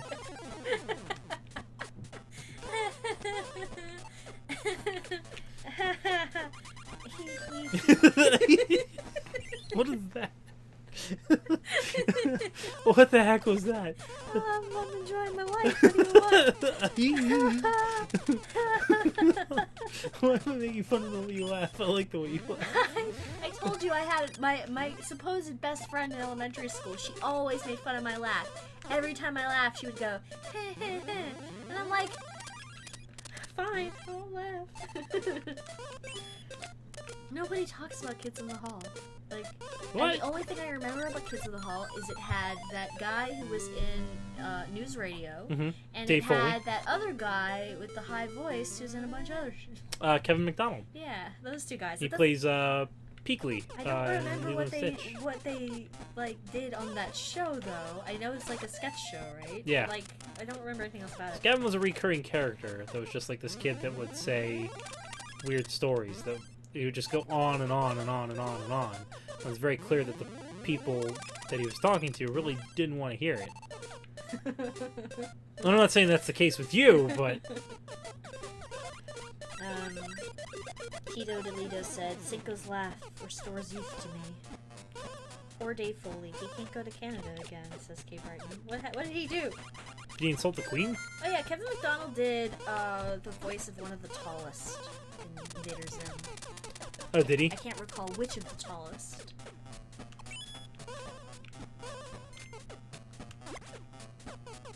Alright, let me do... see if that helps. Some distance between me and these critters here. I've seen Dave Foley in things, but I don't think I've heard him do a voice in anything. But it's possible he has and I just don't recognize him. Ugh! I'm sad because they So took close. News Radio off of Netflix a long time ago, and I didn't finish watching it, and I really want to watch it. I think it's on Hulu? Maybe? I don't think so. I keep meaning to sign into your Hulu account, but I didn't do. I thought it was your Hulu account. No, it's yours. Is it? Yeah. It's under your name. Oh, that it is. Well, no, maybe it's that you... Do you pay for it? Yeah, I'm paying for it. Okay, yeah. You just own it. Yeah, you need to really sign into that. Yeah, I know. Like, why am I paying for it if I'm not using it? Oh. Bonkers. It's almost getting to be that time. Time flies when you're having fun, don't it? Time flies when you're laughing every 5 seconds. Time flies when you're hee-hee. You're making pool puns. And you're going off the deep end. News Radio ended in 99, which is also when Phil Hartman died. Yeah. So I don't think they really needed to replace him. Yeah, I mean, that would have been really foolish to try and If they replace did, him. it wasn't for very long. Oh, come on. Alright, I'm gonna give it one more go, and then I'm gonna call it for this Friday. Made really decent progress, though. Like, I'm trying to remember how many, I think there's 9 worlds in this game, so the halfway mark. But puzzles definitely don't get any easier, so we'll see how this goes. Yeah, they replaced him with John Lovitz. I don't care much for John Lovitz. I like Lovett's, posts, or really making it on The Simpsons. Like, 'cause there's just a certain point in time where John Lovitz becomes a jerk. Like, where he was decent, and then he just, at some point in time, he was just like, time to be a jerk to everybody now. Alright, Lyndon well. says, stream for another hour, please. I mean, that's a pretty tempting offer. Oh, heck! Thank you for subscribing. Wow! Thanks, Mitty. Much appreciated. Well, I'm glad to finally have you tune in. Mitty's another one of those really good old LARP friends that I've mentioned in the stream before. Little LARP. Good old LARP. If you stream, I will watch it. That's what Lyndon B. Johnson said. Well then, yeah, you should definitely check in on Monday and Tuesday this coming week then. We stream Fridays. This. Mondays we do more modern stuff, which we've been doing a lot of Ace Attorney lately. It's been a blast. Which is a lot of fun because we do goofy voices for it. And then Tuesdays we've been playing Been playing through Dragon Quest currently. Yeah. So I'm gonna try and actually finish Dragon Quest 1. Because I'm literally at the very end of the game. What do you think of going to 11? As long as the viewers are okay with that, I'm I down think with going that. to 11's reasonable, and then we can still do voice chat. Yeah. Let's go to 11. Get a little bit more progress on here. Oh, geez, keep playing games. Why would I do that? Piston says you should go to 11 because, from what I've seen at least, you seem to get beaten more by time constraints than the games being particularly difficult. This is true. Everybody's agreeing that we should do it. Okay. So Yeah. we'll go until 11. And after this, we're going to be doing voice chat in my Discord. If you're not in my Discord yet, you should message me so that I can send you an invite. Because basically it's just more of talking, if you like us talking, but also you get to participate too, which can be fun. We don't have as much constraints about swearing also there. Yeah, so kind of. that's There's fun. not really much of a filter on There's the. not too much of a filter. There are some rules, but it's reasonable, I think. But that's where most of our regulars live, and lots of my favorite lovely friends. Well, I took care of that bat at least. Oh, the spikes! Ooh, nice recovery. There we go. The P word? What is the P word? Puberty. Puberty? Is it pee-pee? Well, it is when you say it that way. Pee-pee? Does pee-pee bother you more than tinkle? Debatable. I remember when I said tinkle to you the first time, you're like, talk like an adult. And I'm like, listen, I'm an adult, which means I can talk however I want. And I've been saying tinkle ever since. And that's the tinkle story. Well, that's no good, Cham. Because I legit think this lightning storm might be making my nerve pain worse. Oh no, that's definitely no good. The M word is Mario. Well, hey. Watch your mouth. I said it. I'm banned. There's like a huge scandal as I get banned from the stream for saying Mario. That's gross, Ambrosia. Ew. What did they say? I go for a sprinkle. That's worse. Sprinkle's better. I don't like when people say drain the weasel. Ooh. That's weird to me.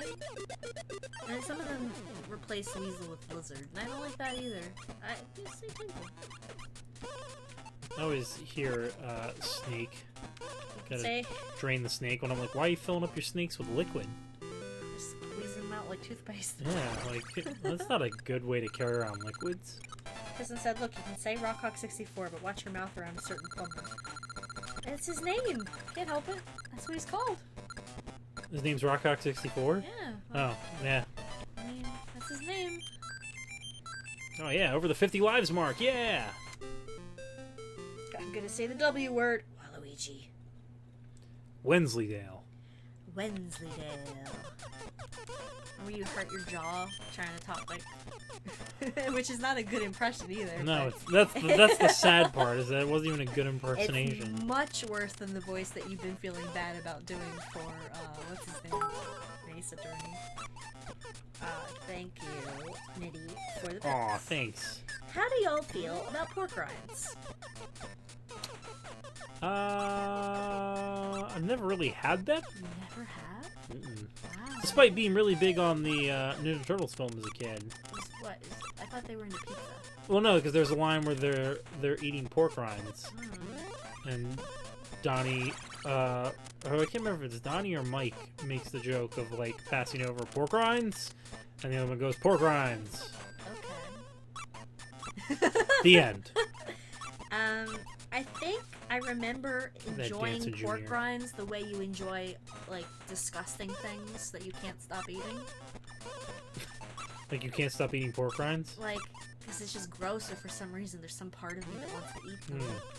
But whenever I eat dang it. those cinnamon twists from Taco Bell, I always think that they're just, like, they remind me of pork rinds. Yeah, I don't know that why. illusion was forever ruined. What? Of what those are actually. I told you what yeah, they were? I think they're better I had now no that I idea.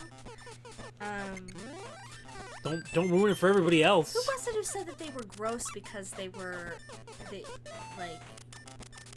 they imagined them being like the wet noodles getting fried? Ew.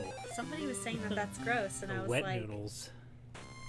I feel like it might have been somebody in my Discord, and then I laughed at them and made them sad. Just wonder who like thought of that idea. Was like, oh man, that's a great way to work a noodle. Ruin it for me. Okay. You got it. Cinnamon twists at Taco Bell are fried. What do you call them? Oh, I'm trying to remember what the actual name of the pasta. Actually, it's like It's spiral. like the corkscrew pasta. They just throw that in there. And put cinnamon and spices on it. Lately, those things are spicy, and the reason is because they're doing those spicy naked chicken tacos. Yeah, they do them in the same batch. oil. So now the cinnamon twists are spicy, which I kind of like. I'm not allowed to eat right now because I'm trying not to eat sugar anymore. Look at that monkey, he's so cute. Did that Junior go? My mom used to make donuts by just making holes in those biscuits that you get out of the cup thing. You just fry that, and then you put sugar on it, and you get a donut. It's true. They're pretty good. My mom got really into making beignets for a good while. On like a beignet kick. Champ says, I like a good barbecue dusted pork rind, or the hot and spicy ones. My mom really likes pork Does rinds. anyone actually like Fritos? I don't. Like, I've never not to knock anybody that likes Fritos, but I've never understood the allure. I just don't Like, it just tastes like, very, very stiff cardboard. I wouldn't say that, but I would say I don't like them. What are the bugles? Oh, Bugles. Bugles are gross too.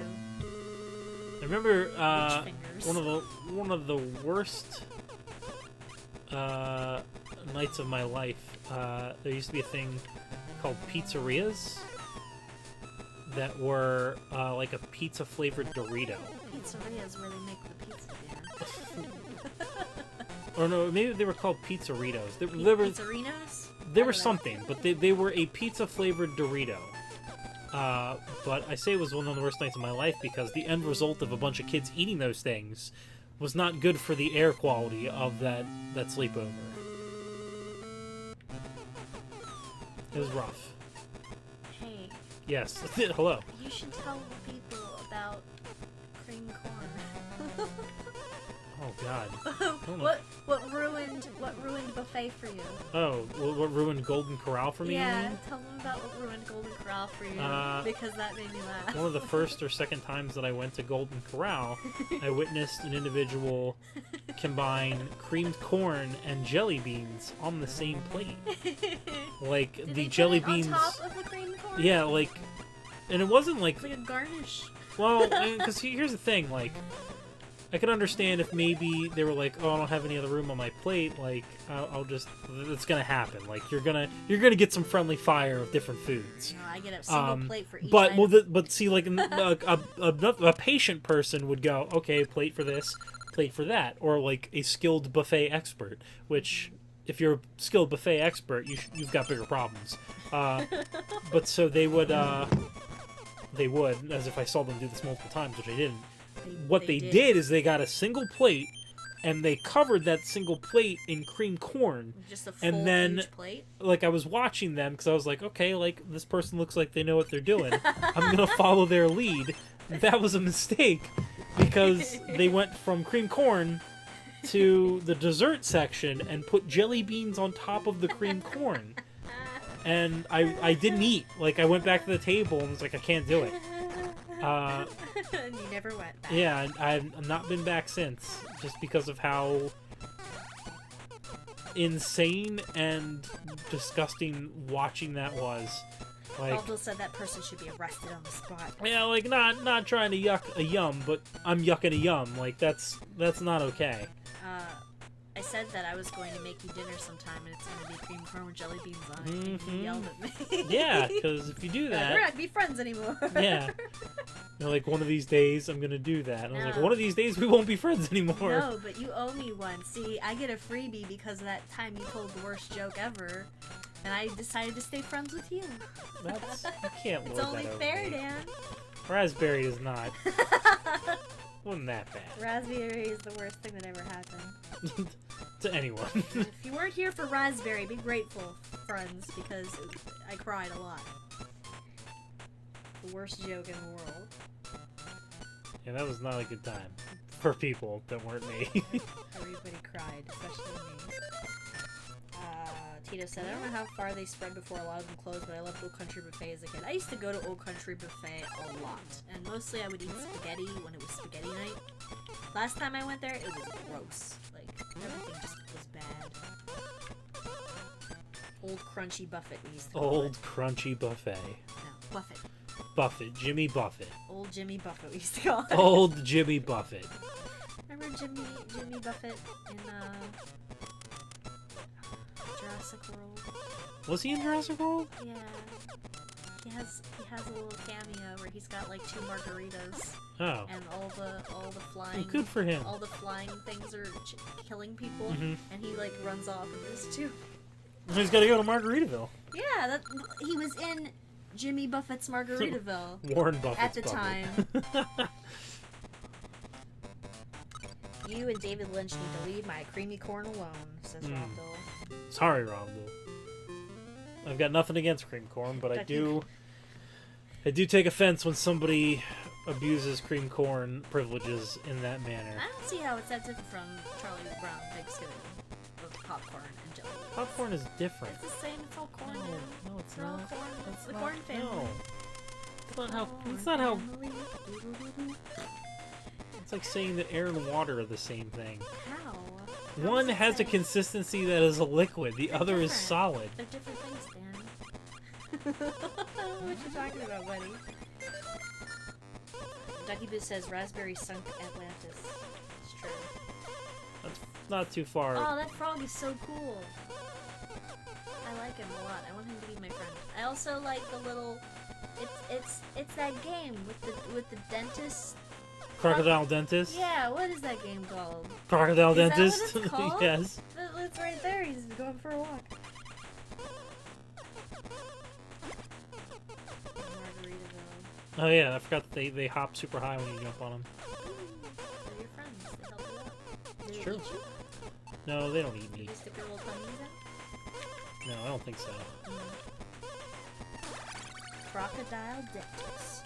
Sounds like a failed dream to me. Piston. Oh gosh, my face! No, quick, get up. Okay, what's the most BS game that you played as a kid? The most BS game? Yeah, like not video game, like Right. like family time board game game. That's a tie. I think Guess Who for me. No. I enjoyed Guess Who. But you can't play Guess Who because there are certain questions you can ask and then you automatically know who it is. Well, see, I didn't pick up on that because I'm not smart. Oh yeah. I don't know if you knew this. Oh gosh, Monopoly Junior Monopoly Junior. was because it's just like, why aren't we just playing regular Monopoly? I love regular Monopoly, and I don't know why I know people you never do. want to play it like well, ever. I love considering how Monopoly. long the last time we played Monopoly went, ooh, that took some time. But yeah, if you play Monopoly the right way, it's actually a decent game. Monopoly is fun Not- as long as you agree to the rules. Yep. That's all you have to That's do. the problem, is that everyone has their own like Stop weird house rules. being buttholes. I mean, you can have house rules if you agree to them. That's all. Oh, I get over there. Mitty says Nintendo Monopoly is the only game that Dan cursed at me while playing. It's true. I picked up the Link property card and I went to bed. You had a tantrum. I did. Well, it was a joking tantrum. It wasn't a real tantrum. All jokes are based in truth, which is what you were having a tantrum. Quit busting my Pokeballs.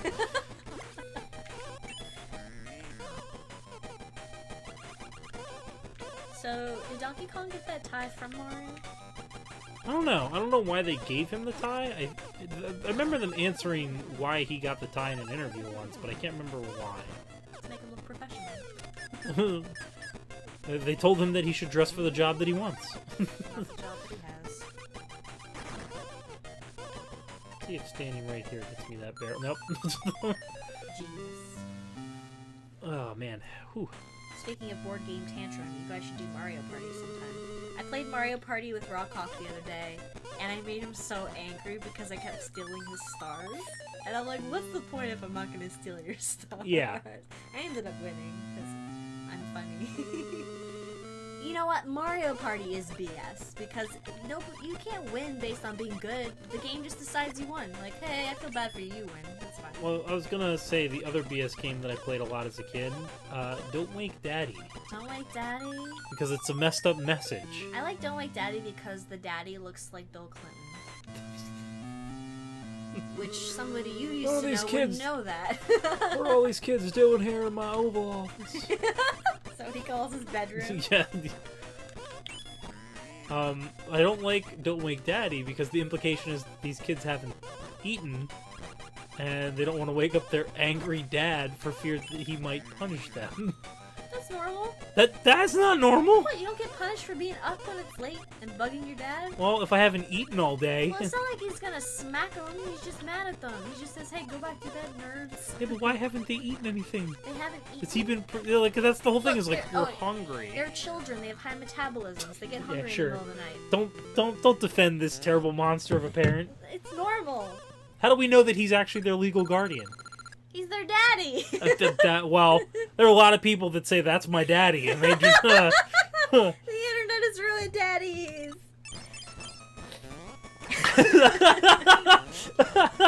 I want to see that on a bumper sticker or a T-shirt. The internet has ruined daddies. We can make shirts. We'll say the shirt. Okay, shirts for the stream. The internet has ruined daddies, and go back to bed, nerd. Go back to bed, nerd. Give me $3 if you're a gamer. Give me $3 if you like video games. Yes. That's my catchphrase, actually. Sugar.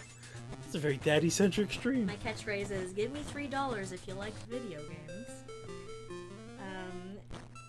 Piston said, I always hated getting the go back to bed nerds card in the game. It kind of looks like you, Poindexter. Oh, the dud. That weird video that you sent me. That was a weird meme somebody made up. Ooh. Like this, just they keep putting the dud in things. Well, and they put the Homer's dud and they give smiling. Homer's He's weird... doing that weird, like... Such a weird video. Weird face. Dream Daddy, the board game. I hurt myself responding to that.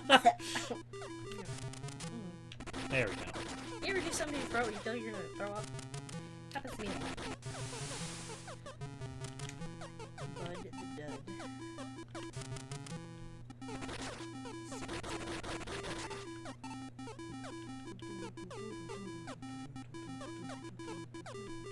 Oh, those fall down. Okay. Easy peasy. Wasn't Bowser a dad before Were you saying that Mario's a dad Mario? now? Is Mario both dad? Or were you asking that Bowser was a parent before Mario, or like... I don't know. This wasn't me. Who asked? Maybe? Oh, I mean, like, yeah, you have the Koopalings, or whatever. Babies. I remember... Koopa babies. I don't remember Mario having kids. Like, I mean, there's baby Mario, can't but... have kids. Why? Because he's not married. Are you okay?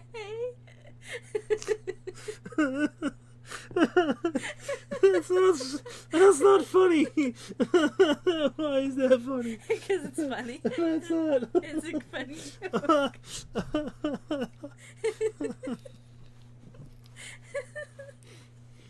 Thanks.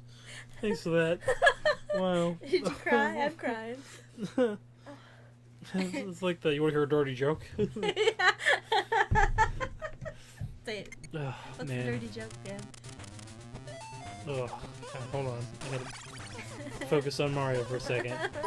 So, I used to work thanks, at... Wizard Random. Thank you, Wizard. I used to work at a little cafe, and our coffee distributor was this real sweet dude named Harry.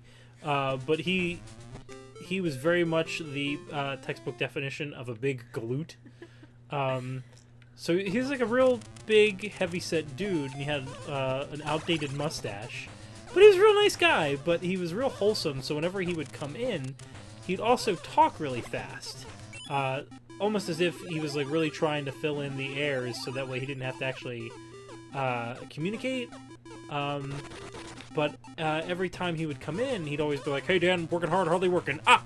Like that's just the way he would laugh. So this one time I was working the register, it had been busy, and it kind of slowed down, and he stopped me and was like, "Hey, Dad, want to hear a dirty joke?" So I'm thinking like, "Oh man, like Harry's gonna tell me a dirty joke. I've never heard this man swear before. Wonder what he's got planned for me." So I was like, yeah, like what's the dirty joke?" So he leans in really close to me, and he just goes, "She fell in the mud." I lost it because I was expecting him to say something really incredibly vulgar, but no, like he told a dirty joke. It's just that laugh that he does. Yeah. That's what makes it good. Working hard, hardly working. Raspberry coffee is real sweet. It's made of raspberries. Alright,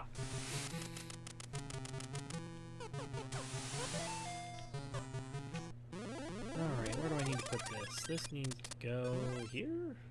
Sure. Put this Bone Daddy. Oh god. Ooh boy.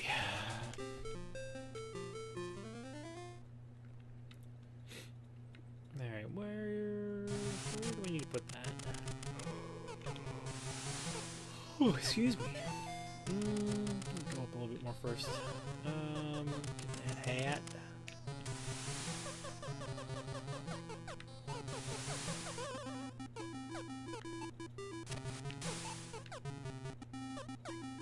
Oh, that doesn't work there. I want to get that. Nope, just do... There we go. Got those guys.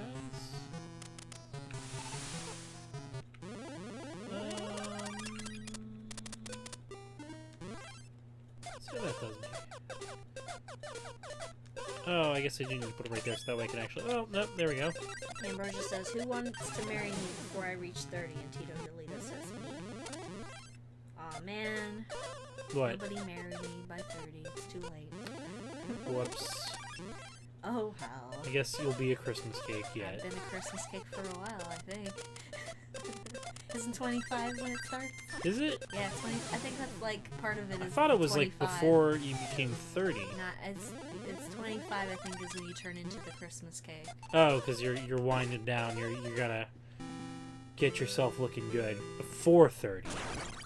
I mean, It's 20. You start at my 25. prime was right like 24, and then I turned literally 25, and everything broke down. Well, I mean, that's when they say things start to go downhill. I went to the hospital, and I've been going ever since. At least you're consistent. Got a good shtick. Okay, what does Donkey Kong want this time? Oh gosh. Oh no. Oh.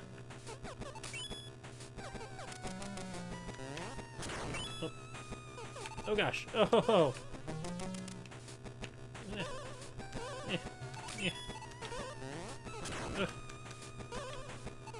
Oh, Wizard Random explained it. Like Christmas cake, nobody wants a girl after the 25th.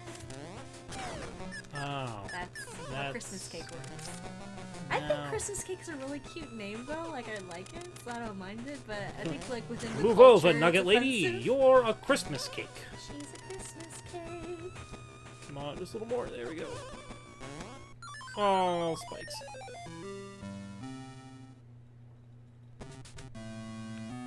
Alright, let's try that again. Maybe I can fast track this. Nope, that's not fast tracking at all. What is Prime? Prime is what you do. You pay Amazon money and they give you free shipping. That's what Prime is. Yep. That's exactly what. Well, Prime is also an Autobot. It holds the Matrix in his Get chips. him out of here. Get up, Mario. There we go. Um, Did it. Yeah. Piston said, "Yeah, Christmas cake is a better name than a lot of the stuff we come up with, like Nugget Lady." Got me. Got him. Good old Nugget Lady. Oh, poor Mario hit his head.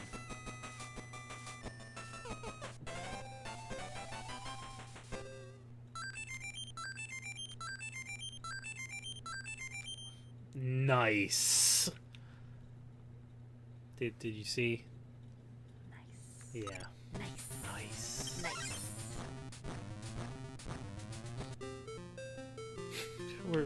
We're so mature. I'm an adult and I do what I want. Include not be funny. I was trying to throw that guy into that guy. There we go. That got him. That'll do it. That'll do just nicely. Let me do some hammer.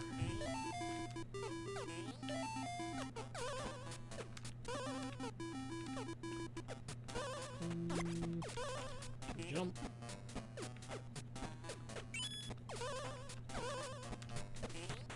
Oh no. Let's wait for that key to come back. That was disappointing. What was? Me. You're disappointing? Yeah. You disappoint me. You disappoint me. Oh, you moved your hot lady. My hot lady. Now she's over there. Oh, my Ainami statue. Yeah, I want to make room for those the squidlings. Squid babies. Squid babies. Ugh. I like calling things babies. I think it's funny. Babies. Squid babies. Surgery babies. Is that what you call Octo doctors? Surgery babies. Surgery babies. That's weird. Anyways, all doctors are surgeons. Doesn't make any sense. You call other things babies. And then you say that that's weird. Yeah, it's weird. Comedy. It's like calling somebody nugget lady. Nugget babies. That's cute. I like So I had a job interview today. You did. And I patted myself on the back for not telling them that I liked cake. Yeah, good job. Proud of I you. did it. Very proud. Oh, shucks. There we go. Get rid of that. Get rid of that. Oh, look at that Donkey Kong Jr. Now they're all surgeons. When your corpse looks kinda weird. Why are they performing surgery on corpses now? They're out of medical school. My Bim Bam voice. What's up, you Muppet babies? What's up, you Muppet babies? My Bim Bam voice, aka That's what Clint. Rockstar said. Ooh, look at that perfect timing.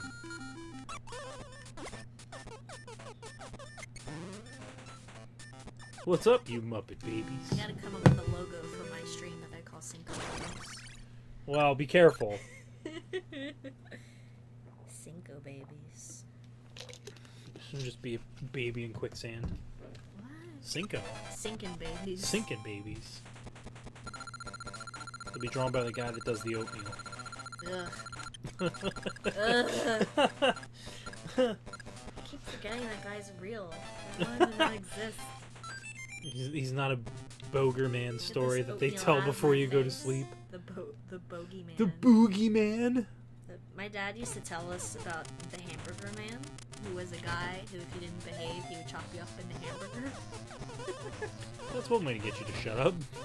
The hamburger man. Dad, I think you might be confusing him with the Hamburglar? Are those armadillos? They are armadillos. Twist is Dan applied at a bakery. Almost. Yeah, pretty close to. Almost. Yeah, looks like. Looks like we made it. Look how far we come, my baby.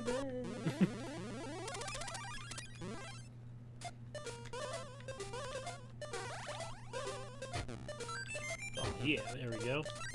Oh, take that armadillo. So I know I said Mario can't have kids because he's not married, but who did Bowser marry? And that was the greatest mystery of all. Cinco Babies can't be the name of the stream because it has to be a spin-off, says Kristen. Well, Cinco Babies is a spin-off of Game Apartment 1C, so... Wow. Rude. See, I spun off of Game Apartment 1C into my own Is thing. this a backdoor pilot? Yeah, it's a backdoor pilot. No, I was just a breakthrough character, and I was more popular at the Game Apartment 1C, so they gave me my own show. That's fair. Alright, you're the Harriet Winslow of Game Apartment 1C. Yeah, but then who's gonna be the Urkel that ruins me? Rock. Did I do that? Mario. gross. Mario. I actually kind of like it this time. What? It said backdoor pilot is my adult film name. Ah, yes. Ugh. My lord just said, and then we can have a gritty reboot of Game Apartment 1C. don't know if I want that. What would a gritty reboot of the stream look like? I don't know, but I'm thinking about that thing where Robin says the bad word about Batman. We're not allowed to say it. I don't even care much for DC, but that looks like some hot garbage. Oh, I didn't show you, did I? Yeah, 3 Marios! 3 whole Marios. 3 whole Marios. Give me a Mario. Oh man, let's realize the time.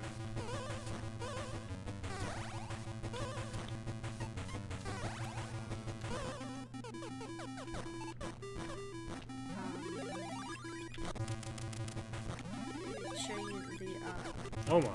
this tweet the Rock Hawk did based on that thing. Oh wow.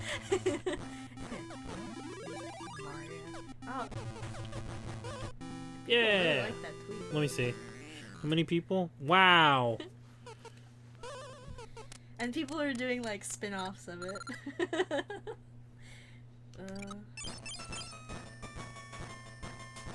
Look at Donkey Kong just walk past these mummies like it's no problem.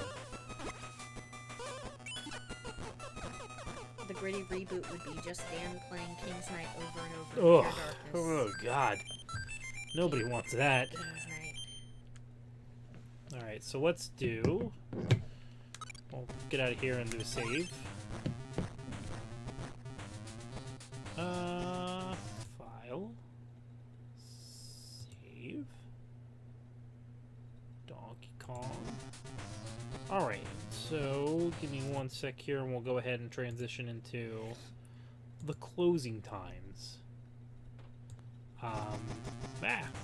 Alright, so what do we got queued up here for this week? I got a couple recommendations. So first and foremost, as I have been doing for the past number of weeks, I do want to recommend my friend Michelle for any sort of branding or icon or logo work that you might need.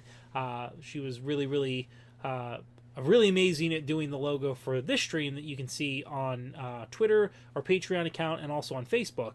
So if you're looking for somebody that has a keen eye for design, is also an amazing artist, and not just saying that because we are really good friends with them, definitely please consider my friend Michelle. She does really fantastic work. I think you'll be very pleased with what she's able to come up with for your needs. So if you're looking for anything like that, or if you're doing your own stream and you need somebody to come up with a very good, aesthetically pleasing but also sensible logo, please consider Michelle.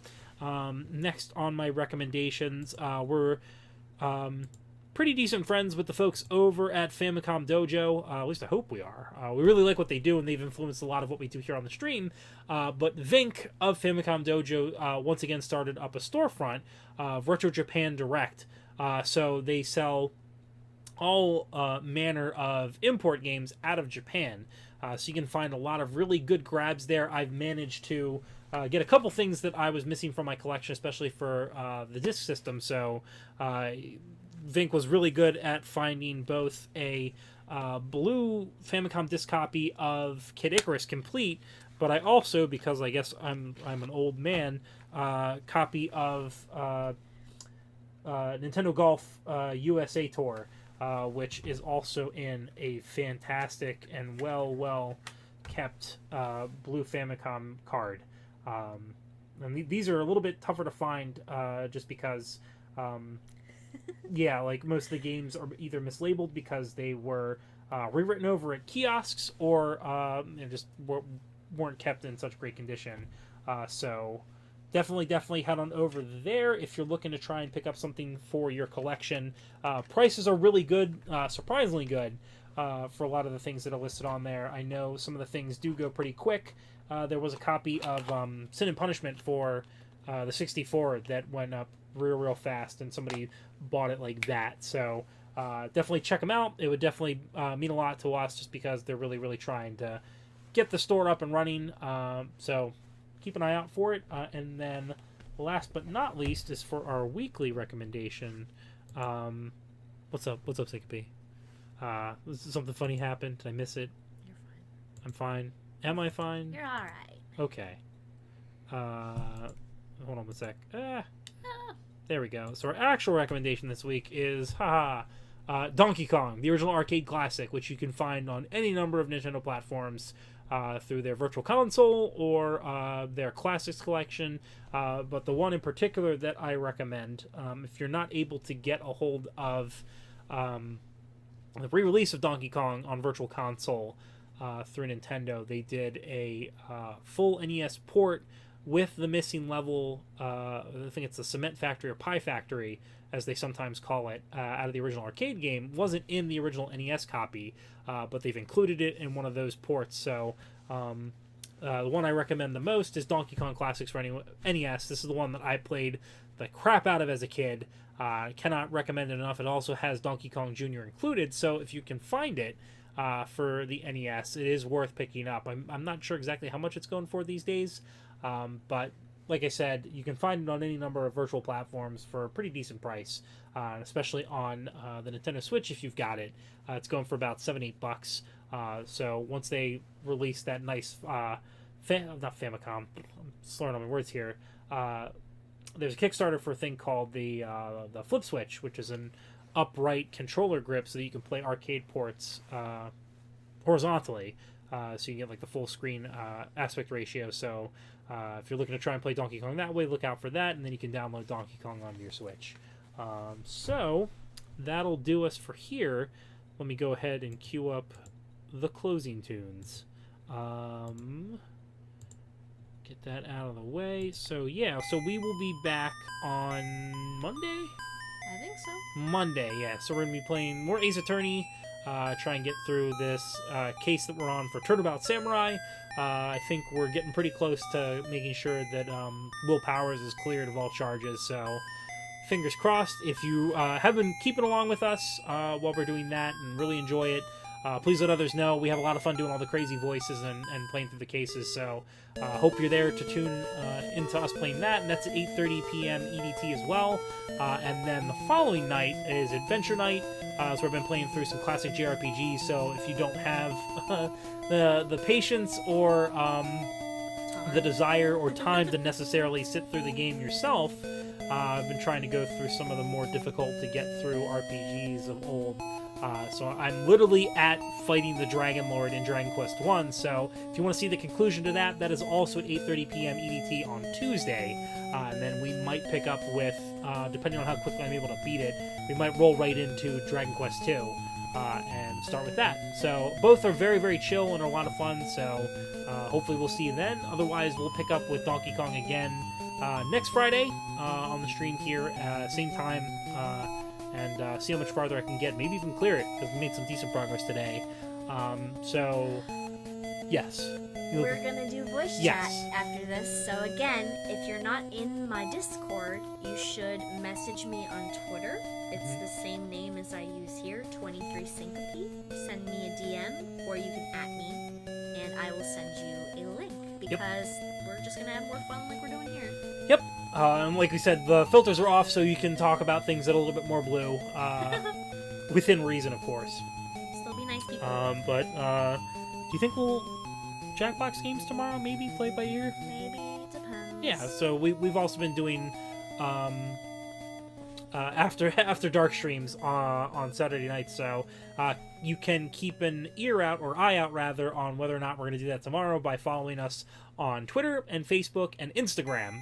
We'll be sure to post about details there as the best way to stay up to date with what we're doing on the stream here. So you can check us out with the information that's listed right there.